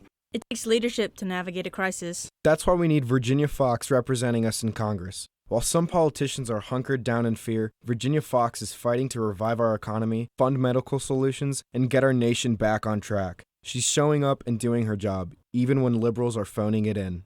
We can count on Virginia Fox to fight for us. I'm Virginia Fox, and I approve this message because I'm working hard to beat this virus and get our economy moving again.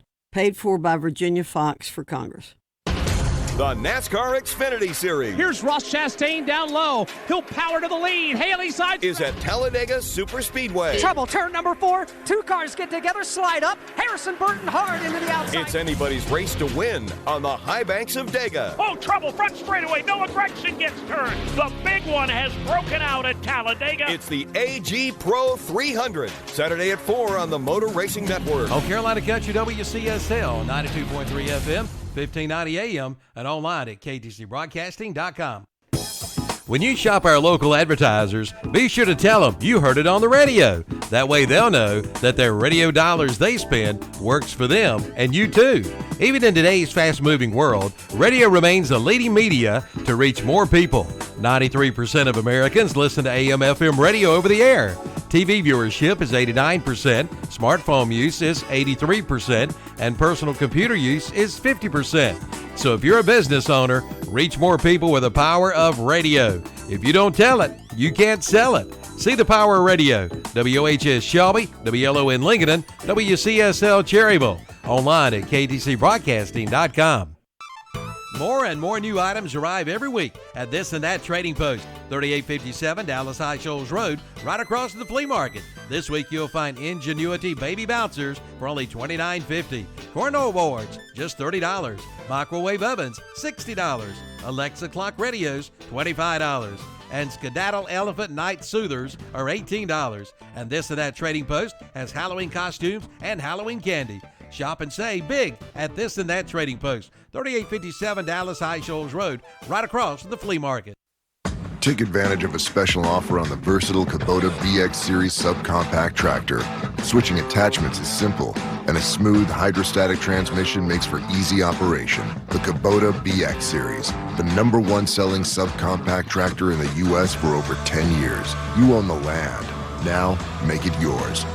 Get the Kubota BX 2380 for payments as low as $99 a month. Your Kubota dealer is Parker Farm Service, 126 Bessie Drive, off Highway 74 at Oak Grove Road, Kings Mountain. Join Milton Baker for the West End Sale Swap Shop, Monday through Friday on Carolina Country, WCSL, Cherryville, Gastonia, 92.3 FM, 1590 AM, and online at ktcbroadcasting.com. And welcome back to Saturday Morning Sports Talk with Kevin and the gang. They're in there chatting about... What's up, JP? Not much. Welcome back, Saturday Sports Talk. It's NFL football time. Terry just said, y'all look like y'all just got out of prison. Hey, if you're watching online, we've got some fun memes and artwork for you guys. I'm already holding up #1. We got Terry, Rowdy the Cowboy, and we've got Tom. What's the elf's name? Is it just Elfie? I think remember. it's Elfie. He's an Elfie. I really, Tom Elf on To the be completely shelf. honest with you, I don't like the elf. I really don't like. You can't call him Keebler. Call him Keebler. Yeah, that's what I'm saying. That looks really nice. It's like too easy to make fun of that. It's just too easy. That's why they have to just embrace the dog and just I go like forward. that. That's better. Just go forward. That's right. The big mastiff. Tom, my uncle James is a Browns fan, and he Browns. Yeah, and he. How did that happen? I don't know exactly, but he's always has been. But he would every year he had a poodle, like a little small one. His name's Chico, and every year he'd get Chico this big old bone. Start of the season, before every game he throws it out. And threw his bones out to the dogs. Now he had bigger dogs before that, before I was obviously born. But I remember that for as long as I can. It is so bad. Chico. He'd sit there and chew on the bone during the game. It is so bad when I look back, and at my age, I have never seen the Cleveland Browns in a Super Bowl. Never. Not to lose. Not even be there. Not even to think about being there. You have to go all the way back to 1964 when Jim Brown was there, and I wasn't but like 2 years old, Tom. Well, Jim Brown's still there. At that time. You know what I'm saying? Jim years Brown, old. Technically, he's still there. So I mean, The only Brown stuff I saw was when I come back out of the restroom. You know what I'm saying? That's a great joke, Terry. Write that one down.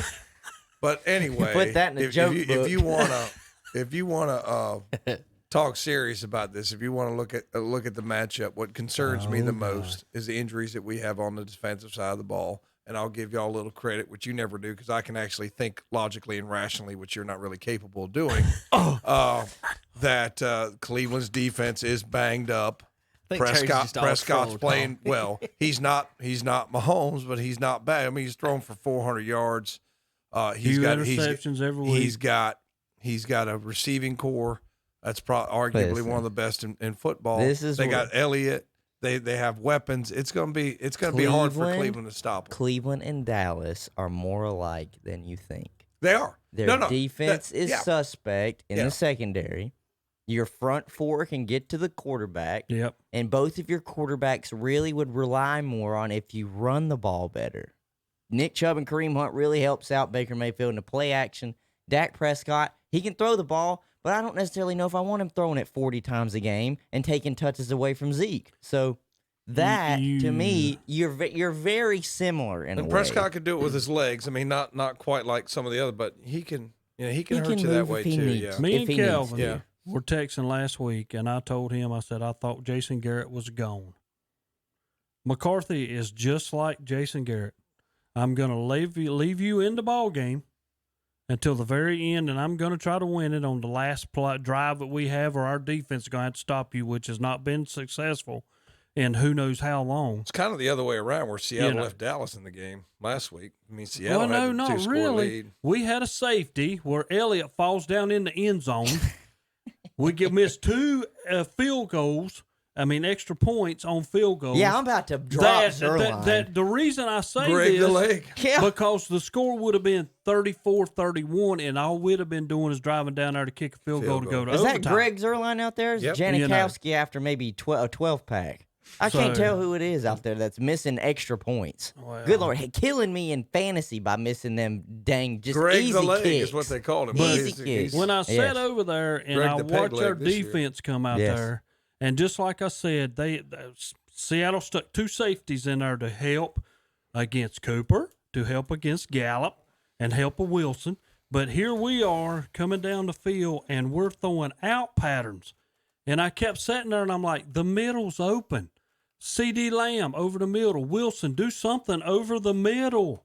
And we never did. We kept throwing little out patterns where we'd get tackled or we'd call timeouts. Well, something worked because they had, And we got down there and close enough to do something. They were close enough to do something. But the middle's open. We could have wasted time and then got down there and had plenty more chances than what we had at the end. Or tomorrow's game between you two will be closer than you think. It's going to be close. It's going to be high scoring. I got 45-28. I mean, it depends. If I'm Cleveland because I'm so banged up, I'm going to use the running game and the tight ends for the short control passing game. You're not going to run against Dallas. Yeah, we are. You're not going to run against Dallas. We're going to run against Dallas. And the other thing. That's not going to happen, Tom. The other thing. Okay, whatever. It sounds like Mayfield is not going to be able to get away from Smith or none of them. He's already showed Russell Wilson that I can get to you. You're not that fast. Can I talk, Mr. Trump? Okay. Now, what I think is that the Cleveland defensive front and Dallas's offensive line is banged up. Like, you're not thinking rationally here, Terry. That matchup goes to Cleveland.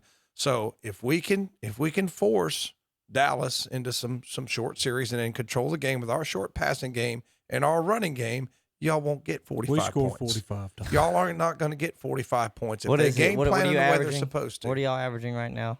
They're averaging probably 30. 30s. And Cleveland has scored 30 points 3 times this Well, there's year. a lot of teams. Excuse me, twice. There are a lot in of 2 of the teams 3 games that are giving up 30. So Dak's having to pass the ball more because we're behind.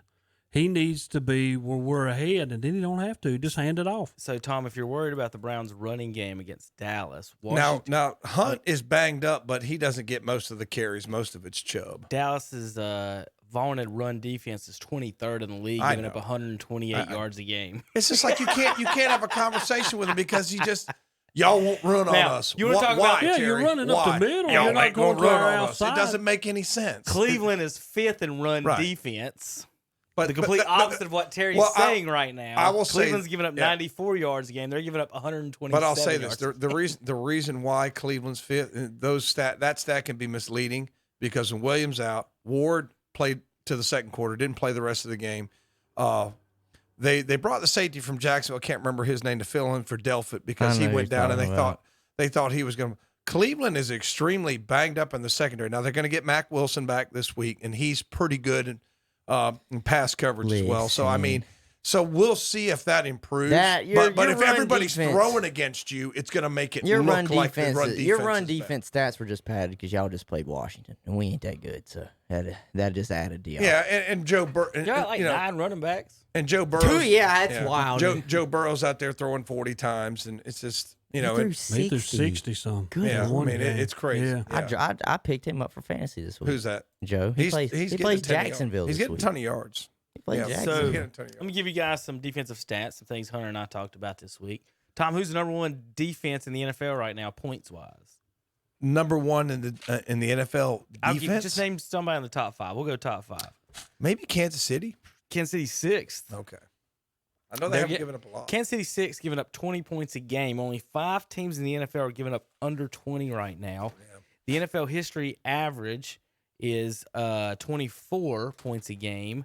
Right now, though, this year we're sitting on the average of 25.7, so it's up 2 points a game right now. And we have Coach Pruitt on the phone apparently from JP. Is that right, JP? You got a thumbs up. There we go. Coach Pruitt, you on the phone? Yeah, who is the number 1 defense? Is it the Patriots? No, it is not the Patriots. They ain't even close. They give up a ton to Seattle. They're 20. No, they're not. They're 11th. The Indianapolis Colts. There you go. 15 points a game. Sometimes it matters who you play. Yep. So they do have some good players. The linebacker, the Leonard kid from South Carolina State, is one of the best players in the league. Nobody's probably ever heard of him. Darius Leonard, he's really good. Yeah. Yep. San Francisco's 2, Baltimore 3. The LA Chargers are 4. And the Pittsburgh Steelers, my Super Bowl pick, Terry, because Big Ben came back, are 5th in defense. All right. Coach Pruitt, what's up? Not much. Just was listening out. Was out doing a few things this morning. Heard y'all earlier, and then I got a few minutes. Thought I'd just give you a call since I didn't talk to you last week. Well, what's going on in the world of high school sports? You guys getting prepared? This is got to be the weirdest year, I guess, ever for you guys. And basketball will be played first. I got that schedule come across the other day, and then we've got football and baseball, and a little busy, I guess, trying to figure out all of that, right? Yeah, it is. It's definitely different. Yesterday was our first day back on the practice field. When I say that, we were at the stadium for the end of our summer workout through this past week. And we overseeded our field with rye on Monday. Rain came on Tuesday, so grass is probably going to start growing pretty soon. But we couldn't get out there on the game field, so we went to the practice field. First time in almost 11 months that we had done anything productive on our practice field, Wow. which is definitely unique. But our the thing I'd like to say about our program is the excitement that our kids have for this preparing for this season. We had averaged over 30 kids a workout this week, which I could say has not happened at Cherryville High School since I've been involved with Cherryville High School football back in the early 2000s through the time that I was with Coach Fox in 2012. So I've been impressed with our kids and their energy level, and we've started working on skill development and installs. So we're getting ready for the season, and it's a little over 4 months away. Back a couple weeks ago when I talked to you, I forgot to mention we're really about at the point back there when we were 5 months away from the season. And now, we're kind of in that springtime mode, but it's fall. It just seems unique. Right. And, just things like, hey, we'd already had our fundraiser done. We'd be getting ready for homecoming right now. There would be so many things going on. And we are going to start doing some fundraising stuff here in the next couple months here before Christmas. And we're going to flop our fundraisers. We're going to do our donut sale in football season and our card sale in the off season. So it's going to be a unique time. And getting back out there with the kids, usually we're talking about eating meals with the boys and doing things like that. And we haven't got to do any of that, though we do want to do something here in the near future. But the main thing for me, the main concern for me, I think for a lot of coaches is, hey, attendance, being away from school 3 days a week, and their grades. Because our grading series ends, the 9 weeks ends October 15th. Terry and Tom, when does yours end? I want to say it's a little early this year because we started. I want to say it's right there in like October 20th, somewhere in there. Right. Yeah, it's somewhere in there. It's usually right before Halloween, Coach, Right. because our we usually start a little bit later. A little later. I've been able, and I don't know how you guys at Cherryville, but some of the kids have had a hard time adjusting, and I've been on the phone with some parents, and I've seen that have some positive results. But I don't know how you feel, and I don't like to get political on this, and I'm not really, but I just felt the policy last time of just giving everybody grace and letting them just walk with what they had after 6 weeks got some of our kids in bad habits. And those bad habits are hard to break. And what really makes me upset is the leadership has some educators in their family, and you would never say, like, if I'm the governor of North Carolina and I've got experience as a teacher, I'm never going to say, well, everybody gets a free pass for 12 weeks of instruction. Well, what do you think's going to happen when the kids come back? So that's why we've had a hard time with some of the kids saying that now this matters. And you've already told a 15-year-old kid, well, last time it didn't matter. Why does it matter this time? It's consistency, right? I mean, if Coach Pruitt's coaching the game, what's he going to ask that official to be? Just be consistent on both sides of the ball. And I think that our educational policy, that inconsistency we've had, has hurt the kids a little bit. And at Burns, they've started a program to help their players, and they're getting involved and calling parents and trying to get more involved. But I think that if we had a little bit better policy in the springtime, then we might not be having quite the problem we have now. Yeah, I definitely agree with you. And, a couple of things going on with our school system. We went from that 6 weeks model to 9 weeks. And, if you mess up the 6 weeks, that first 6 weeks, you got 2 6 weeks to build it back up. Right now, since we're in 9 weeks, you make a bad mistake in that first 9 weeks, you want to really put it to the grindstone to get it back to where you want to be. So I think if we would have had a 6 weeks and we've seen bad grades at the end of the 6 weeks, then yes, that light bulb might have went off for a lot of kids that, hey, this grade is going to count. But like you said, once you went and did what we did last spring and said, hey, you can sit back on your grade or you can improve your grade, and seniors, you don't have to do anything else. I think that just set a precedent for kids. And I've told my freshmen, I teach mainly freshmen, and I've told them, guys, when you finished up at Chavis last year and they gave you your grades, it's not going to happen like that this year. And it's not sunk into them yet. And for some of them, it's going to be a harsh reality in a couple of weeks, I think. Yeah. And they've got time to pull it up before, they've got the second 9 weeks. The first 9 weeks grade doesn't appear on your transcript, but I know that you're a classroom first guy too. And I always was when I coached for a long time, and you've got to do it in the classroom. You've got to hit the books. You're a student first. You're going to be, needing your education your entire life. Now, I do firmly believe that your participation in athletics is part of your education. I'm a big believer in that because it is. But at the same time, you've got to hit the books. You got to get your work done. And, the young men need to understand that, and the young ladies playing the girls' sports, they need to understand that. And I've gotten through to some of them, and some of the other teachers have, but it's been a struggle with this schedule. And, I can imagine, being a 15-year-old kid, if you turned me loose 3 days a week and wasn't in school, I might not have been the best student either. So it's been some adjustment, but hopefully they'll learn their lesson, and we'll be able to get used to this going forward, because I don't know, Coach. I was talking to some people. I think we might be on this crazy schedule maybe until definitely after Christmas, maybe into the springtime. Yeah, I think so. I mean, the way you look at the world that we live in, there's obviously going to be issues unless we have a vaccine. So I've kind of come to the conclusion that until we have a vaccine, this is the new normal. But when we talk about an education and the scholastic part, we also have the character part of that education. And those are things that you got to learn. Sometimes you go through life and make mistakes, and you got to build from them and go forward. That's the thing for us. I know you're talking about a lot of things, but for us, numbers. If I got a lot of kids working out, but then I only got a certain number of kids eligible, that's going to hurt me. But you look at programs right now in college, how many teams are losing players and losing staff members?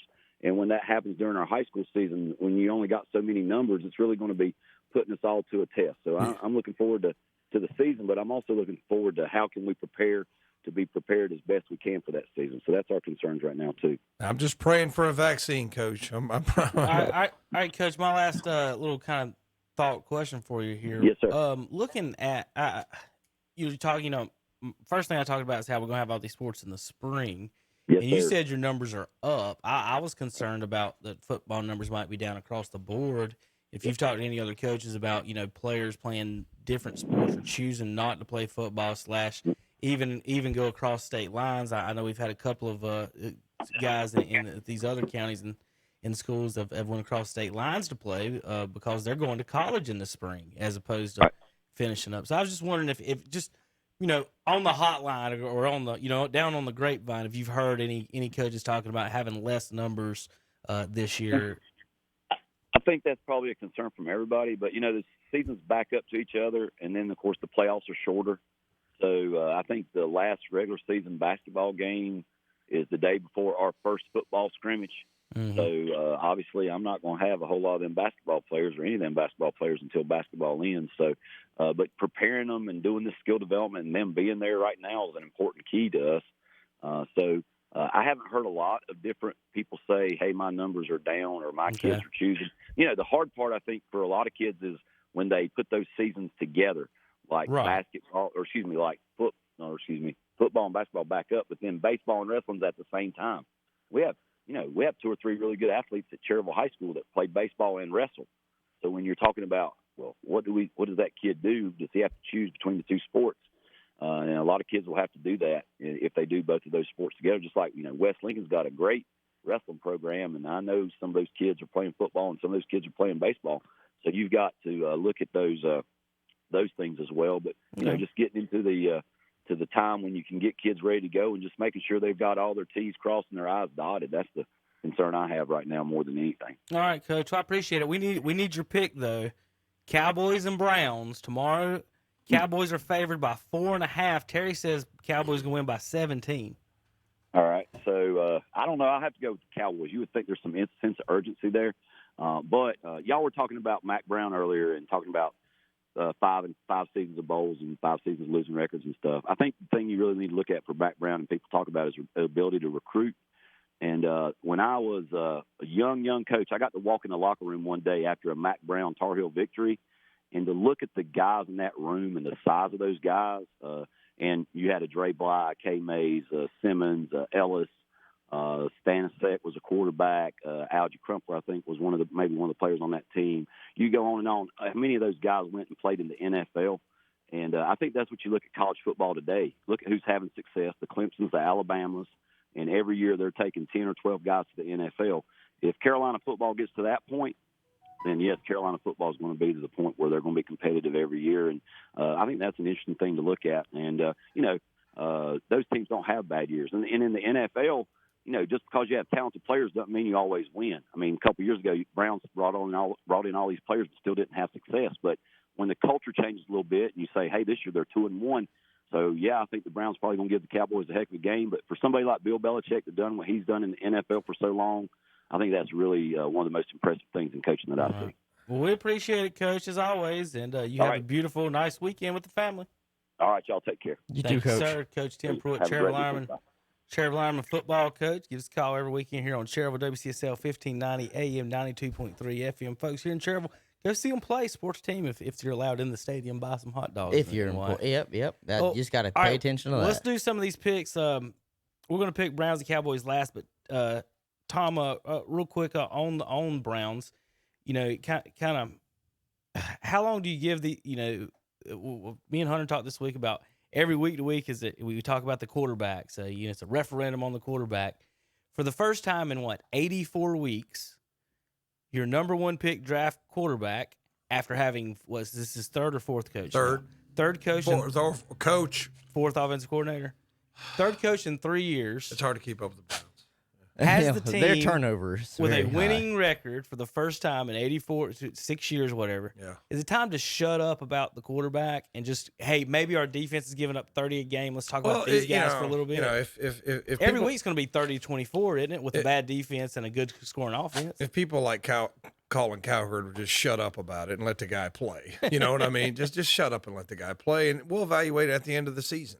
Yeah. So, I mean, I watched him against Baltimore, him being Mayfield. He had a bad game, new coach, new system, no preseason. Great team to play against. Yeah, great team. I mean, that's like, you don't want to open up with them. But the offense looked better, much better the last 2 weeks. Now, they had a lot of short fields last week, and you know that, keeping up with that game. A lot of turnovers, because the numbers weren't eye-popping. And Baker's numbers weren't eye. No, but he had a lot of short fields. So and Chubb was running the ball. Chubb had like 110 yards. Sure did a lot of. So I mean, it's just say he goes down to Dallas and has a bad game, and just shut up and let the guy play. It's a 16-game season. Let him play the season. I mean, you got these idiots on the Browns page of saying after the first week they lost. So, is it going to be Fields or Lawrence? It's one freaking game. Just calm down. Let's pick some games. Colts and Bears. Colts at Bears. Colts favored by 3 on the road. The Colts. Indianapolis. I have faith in Foles. Terry? Chicago. I got Chicago too. Picking against your boy Rivers, huh? I don't know if I've ever picked the Colts outdoors in Chicago. I don't care. It's early on. It'd be nice in Chicago. Yeah. Be good football weather. It'll be 55 degrees nice. in the temperature. Love it. Give me a sweatshirt. I'll go out all day. Jaguars at Bengals in hell this week on Channel 3. Bengals and Jags. Mm-hmm. Burrow. Cincinnati's favored by 2.5 at home. I love both these Cincinnati's quarterbacks. favored. I love both of these quarterbacks. I'm taking Jacksonville. I'm taking Burrow. Saints favored by 3 in Detroit. It is make or break for the Saints. They'll find a way to beat Detroit. Yeah. Who's the Saints lost to? Saints lost to Las Vegas, and then who they played last week? They lost to Green Bay. Not bad teams. Yes, but they're 1-2. You don't want to go 1-2. Right. They got a chance to go 14-2. You're right, Tom. Seahawks. What is he even talking about? Seahawks at Dolphins. The Seahawks will probably give up a ton of points, but still win. Fitzmagic might throw 7 touchdowns. You never know. Fitzmagic keeps both teams in the game. Fitzmagic might throw 7 picks. Yeah, he keeps both teams in the game. Terry, who you got? Seattle. Seattle's favored by 5 in Miami. Hunter. Yeah, Seattle. Chargers at Tampa. Tampa favored by a touchdown. Who's 7 playing points. quarterback for Herbert? He is. I like him. But I don't think they have enough to get by him in Tampa Bay. They had another injury to their back end, to their secondary. There's no way they stop Tom Brady now. All right, so I'm going with Tampa. Tampa. The Battle of D.C. Ravens in Washington. I'm not even. Which is not in Washington. How do y'all even keep the name Washington and you're not even in Washington? They're the Landover football team. They're the Maryland football team. This ain't Washington. It's just y'all just. I don't know what y'all are doing. Who y'all got? Ravens We are trying. That was one of the reasons they couldn't let FedEx just go away and had to move because we need their money to build this new stadium we're trying to get. Ravens are favored by 14. Yeah, they're going to get every bit of it. Do we cover? No. I think you do. No. I think Washington will play better, but I think Baltimore is going to be really See, ticked that's the off. problem. Yeah. That's the problem. The second thing you said, even if we do play good, Lamar Baltimore is going to come Jackson out and had play less really good. than 100 passing yards. Remember, Hunter buried Drew Brees with 311. I listened. But 97 yards, MVP. Cardinals at Panthers. Well, Lamar Jackson's got one thing Drew Brees doesn't have, and that is MVP. Right, I know. He'll take the ring, though, in the all-time passing records in the Hall of Fame. Lamar Jackson might not even make the Hall of Fame. We don't know. Panthers got a win without Christian McCaffrey. Yeah, I know. So is it worth paying running back $16 million a year? See, just when I was high on Arizona, then they go to Detroit and get beat. I mean, it's just like Detroit came back in that game. Yeah. Arizona's favored by 3 in Charlotte. Yeah, I think Arizona should win the game. Arizona got too many weapons. Yeah, I'm going with yeah, Cardinals. they should win the game. Vikings 0-3. Yeah, could be 0-4. At Houston Texans 0-3. Now, Vikings. who had that? If you look at my Houston. handy dandy sheet over there, I have Vikings and Texans out of the playoffs. So, pin a rose on my nose, pat myself on the back. Who you guys got? I got Texans favored by 4 at Vikings. home. Well, I if it's got- one thing that's going to happen every show is he's going to pat himself on the back. But Houston. yes, Well, y'all aren't going to, so I better. I'm gonna go with. I think the Vikings find a way. That offensive line for Houston is horrible. Yeah, they're and not he good. has They'll be no good enough outside tomorrow. weapons. The city of New York is now. Did they win the other last night? No. The city of New York is now 0-7 in football games this year. Imagine that. Two Gi- biggest market teams are getting Giants. ready to maybe have the 1 and 2 pick. And they need to change their name, too, to the New Jersey Giants and the New Jersey Jets. Taxes are lower in Jersey. That's why they built a Giants stadium at Rams. Give me the Rams favored by 13. Rams. Anybody got a cover? No. there. I think the No Rams. Saquon. Did you see them play against backup Nick Mullins in San Francisco last week? Where's I that thought game being played? In L.A., LA. I think. See, LA. but they might be on a hangover from last week. They should have won that game at Buffalo. Never pick a Duke quarterback to do anything. Chiefs at home, favored by 7 against the Patriots. Chiefs, and it's close. I Chiefs think it win. stays close, but Now, Chiefs. Belichick will find a good game plan, but I think the You Chiefs got are going to win. Patriots covering? I think It's Patriots 7. cover 7. I think it could be a Okay. 3-point game, unless something happens like Cover, Tom? Cam. I'm going with what's that? I'm going with the Chiefs. It's Yeah, but close. They'll cover. Okay. Bills at Raiders. Buffalo 3-0 at Raiders 2-1. Buffalo favored by 3 No one circles in the the wagons Death Star. like the Buffalo Bills. Buffalo is kind of my backup team. It's my Rust Belt dying city team. So I'm going with Buffalo. Terry? Josh Allen's playing very well. Raiders. Yeah. What? Vegas. Just because I said Buffalo. That's the only reason why. Eagles. God, this is going to be awful. 0-2 at San Francisco, 2-1. I'm taking the 49ers. 49ers. Jimmy G not playing. I don't know if 49ers he's here still this win. week. I think Nick Mullins is still out there. Yeah. All Do right. you know, fun Here's- fact, there are only 2 quarterbacks in their first 9 games to throw for like 9+ touchdowns and 1,300 yards. Can you name them? You can name one of them. It's pretty easy. Let's give me the stat one more time. What's the In their stat? first 9 games that they played, they threw 9+ touchdowns and over 1,300 yards. He wouldn't ask if Josh Allen didn't have anything to do with it. It's not Josh Allen. How about Dan Marino? No. No. You know one of them because he's the best quarterback in football right now. That would be Baker Patrick Mayfield. Mahomes. Patrick Mahomes. The other one, Nick Mullins. Really? Nick Mullins for San Would Francisco. not have gotten that. All right. This is the gambler's dream, folks. If you're a gambler, this is the game you want to do. 0-3 Falcons at 3-0 Packers, -7 Packers. The Packers about to blow them out. Oh no. The problem What is evidence do you have that it's not going to be a close game? Vegas knows. Ain't Atlanta at Green Bay? Yeah. Yeah, Well, that's it's in you. Lambeau. It's not It's outside. going to be or 65 it's not degrees inside. it says in Lambeau. Is Michael Vick playing? No, I mean, you know. Give me yeah, the, I like give Green me Bay. the Green Bay. Packers. The Cowboys and Browns. Cowboys are Is it injury world? Yeah, the Cowboys are 1 Atlanta Falcons onside kick recovery away from being 0-3 in the NFC East, only having 1 Maryland football team win. That's what I'm calling y'all this year. If you're going to call you by the nickname, I'm definitely not calling you where you're not from. 1 So and the 2 Maryland football could be team 3-0. could be 0-3 too. Listen, Terry, you're onside kick away from 0-3. What do you mean could I be 3-0? am going to pick because I'm the only one that is not biased right now. How are you not biased? you're a Maryland football team fan picking on the Cowboys. That's what I'm talking about. No. I'm not biased. All right, what do I have written right there, Terry? Can you tell me what I have written in that corner? Right underneath my finger. Right underneath my finger. He went to Lincoln, and it's not like he can read. No. I've got written down the Cowboys. Oh, and that's crazy. And just because. Yeah, well, your secondary is demolished. Gosh, and all they have is offensive weapons on the secondary. I'm still picking outside. Cleveland because they're my team. But if I was like objectively like a judge, I would say Cleveland is awfully banged up in a game that you don't want to be banged That's up. why on me, unbiased, I don't have a dog in this fight. That's the dumbest thing in the world, Tom. And no, you go sit here and tell thing in the me world is anything is that you if say. we lose, it's on account of our secondary being so beat up. And Dallas beat us, so I knew that would happen. Either take your team or don't take your team, Tom.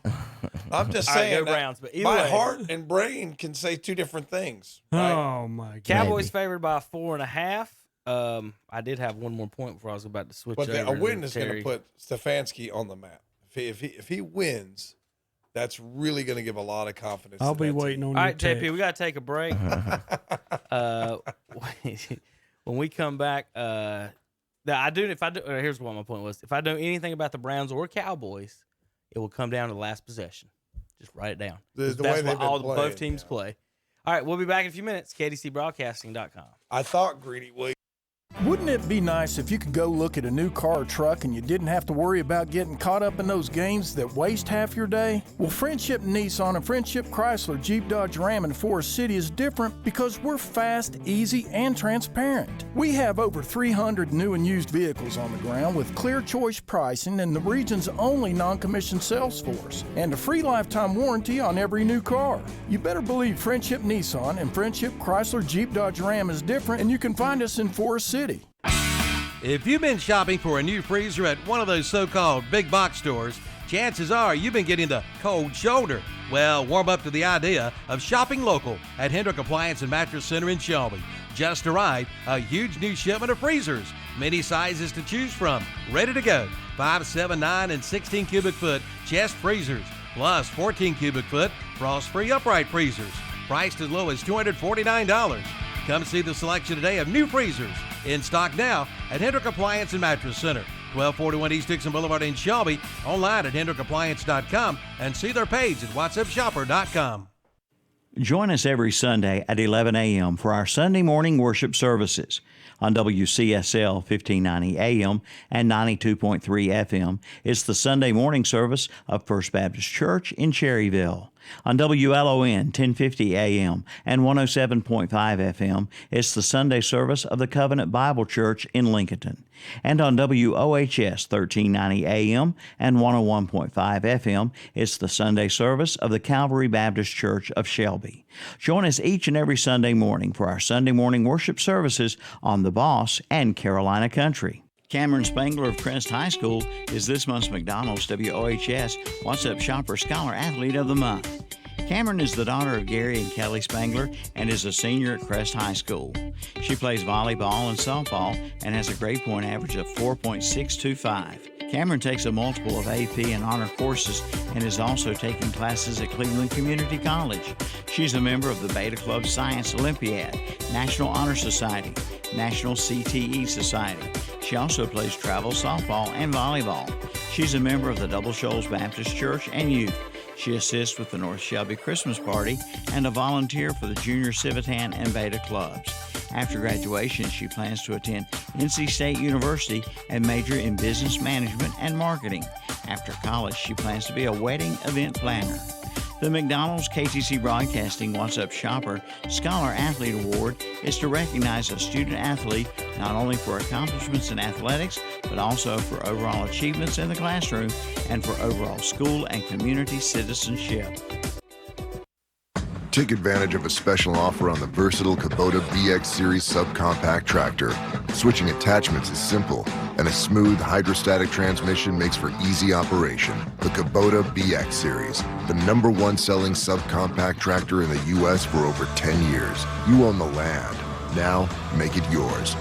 Get the Kubota BX 2380 for payments as low as $99 a month. Your Kubota dealer is Park of Arms Service, 126 Bessie Drive, off Highway 74 at Oak Grove Road, Kings Mountain.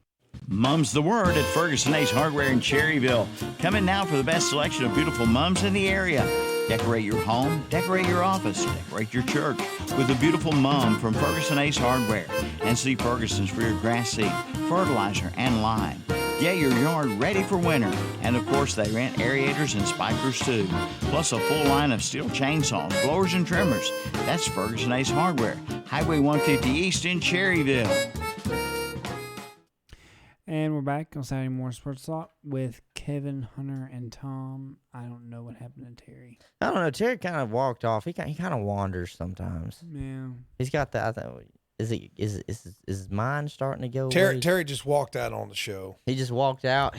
Nobody He was. couldn't believe people picked the Browns to beat the Cowboys. He wasn't happy enough that I picked the Cowboys for him. All right, guys, let's finish up with some baseball here.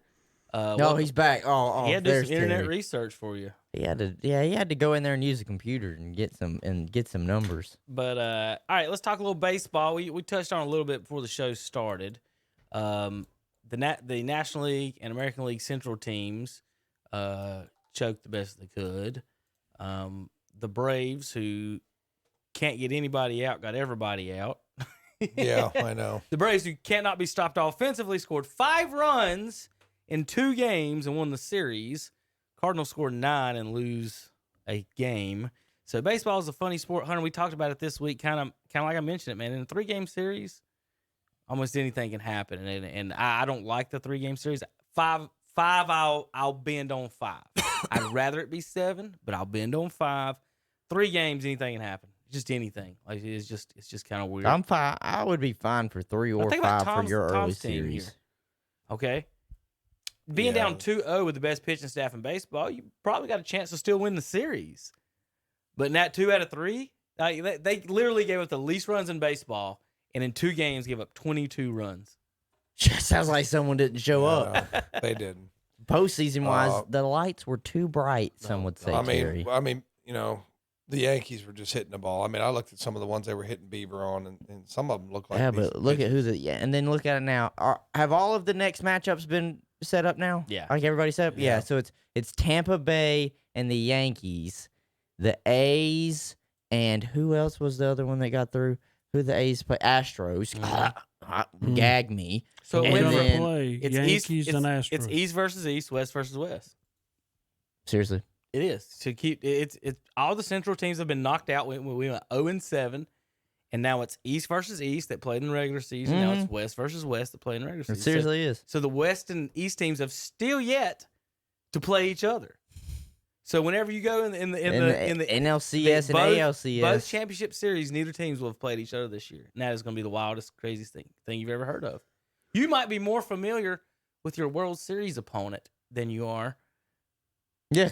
That's right. Because Braves, if the Braves play either Tampa Bay or New York, they have played them this year, right. And then vice versa. If they play any of the Astros or the A's play any of the West teams, they've Terry, already played them this year. He said if the Braves, didn't he? He didn't say nothing about the other 4 teams. Win. I think the Braves will beat Miami pretty handily. I couldn't believe that's the first playoff series Atlanta had won since 2001. Did I read that right? We've had some slumps. When was you born, Hunter? 96. It's a great age. The year after. That hat is older than him, Tom, that he has on his head. The year after. Yeah. I was the other championship someone had to, celebrate about. That's a really bad hat, though. That's just a bad design of a hat, isn't it? I mean, it's just bad design. It's got Champions Road on it. Yeah, Tom. I mean, that should be on the side. Yeah. That should be on the side. Tom, would you say that if this was a Cleveland C instead of the A? I wouldn't. No, he'd say I got the most hat beautiful on. hat. But don't worry, it's going to be the Cleveland baseball team next year, by the way, because they're in the same boat. Hopefully, they just change it to the Tribe, and I heard that is more, I guess, acceptable. Are they coming for the Braves? The Akron Tribe. We'll see. Well, will the Catawba Indians be changing their names? I don't think anybody in North Carolina. My question. All right, so we've got Astros and A's. Let's make our picks for the series. Tom, you got Astros or A's advancing? I got to pick against the cheaters. That's right. A's. Yeah. No, it'll be Astros. I'm taking the Athletics. Give me the A's. Yankees versus Rays. I'm taking the A's too. After watching the Yankees hit the ball against Cleveland, I don't know if anybody can slow them down. Of course, Tampa Bay's been really, really good. Tampa Bay won that division. Yeah, they won that division. So I guess because I'm going with the team that's hot now, I see the Yankees getting hot and hitting the ball. I'm going to go with the Yanks.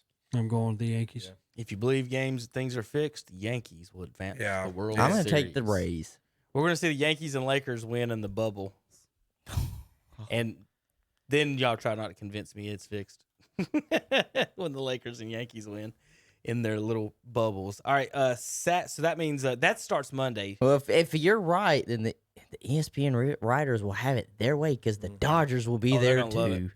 Dodgers play the Padres.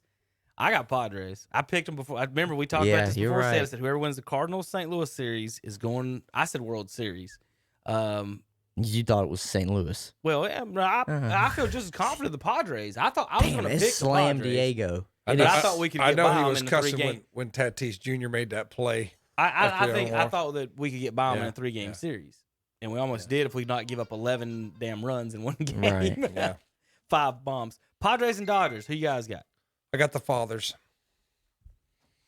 Terry? Same. Dodgers. I'm going to take the Padres. I think they just out-hit them. All they got to do is get, what is this? It's a 5-game series right now, too. Series. Hey, all you got to do is get past Kershaw maybe twice. And maybe then, twice. Then the last 2 are 7.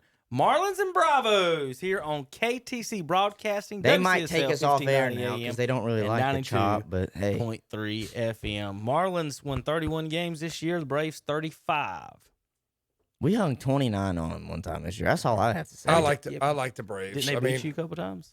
If the Braves, we hung 29 on that. I'm taking the Braves, but I bet the Braves run average against them was probably 8 or 9. Yeah, but if they start score pitching the ball against as them, well, I mean, tremendous. the Braves are going to be tough to beat.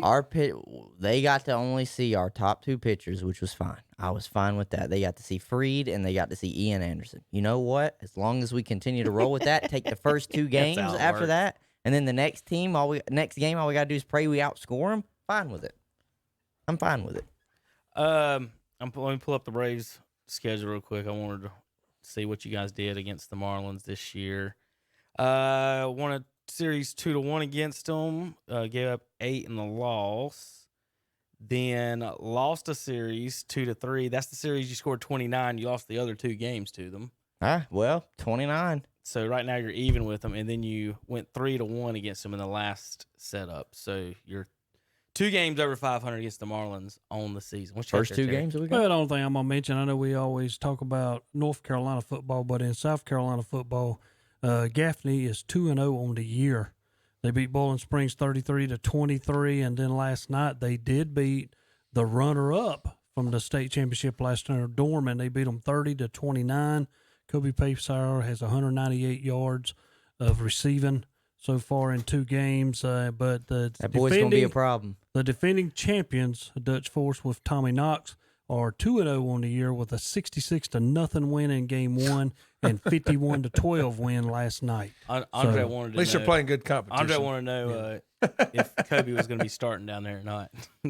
Yeah, I'm pretty sure. Mama, there goes that man. That boy's going to be a problem, especially He had if 7 they develop catches him for right. 110 in game 1. Couple of final things to finish up the show, guys. A couple of prayer requests to Shannon Allen and his family, CJ and Tammy Green, having a couple of rough times there right now. So say your prayers for Shannon. Yeah, we're thinking about you, Shannon. He does our Friday. He does our buddy. Friday night shows. CJ just had a birthday last week, guys. So pray for him and his family. I know this is not our family or whatever. Bob Gibson died last night. I don't know. Yeah, I if you saw guys that. had 84 seen years that. old.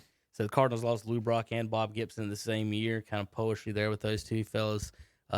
Terry, you can speak on it maybe more than any of us. One of the best pitchers ever, if not the best right-hander. A lot of people take him or Nolan Ryan. When you ask anybody over 30 years old, 40, Hunter, who they're going to take, you say right-hander, the answer is Nolan Ryan or Bob Gibson usually. Yeah. So he passed away last night. And then also last night, I do want to make quick mention, my grandmother passed away last night, Willie Mae. I thought I was going to hold it together, but I just got told this morning. But, yeah, so prayers for her, my mother more than anything, Jimmy and Beck.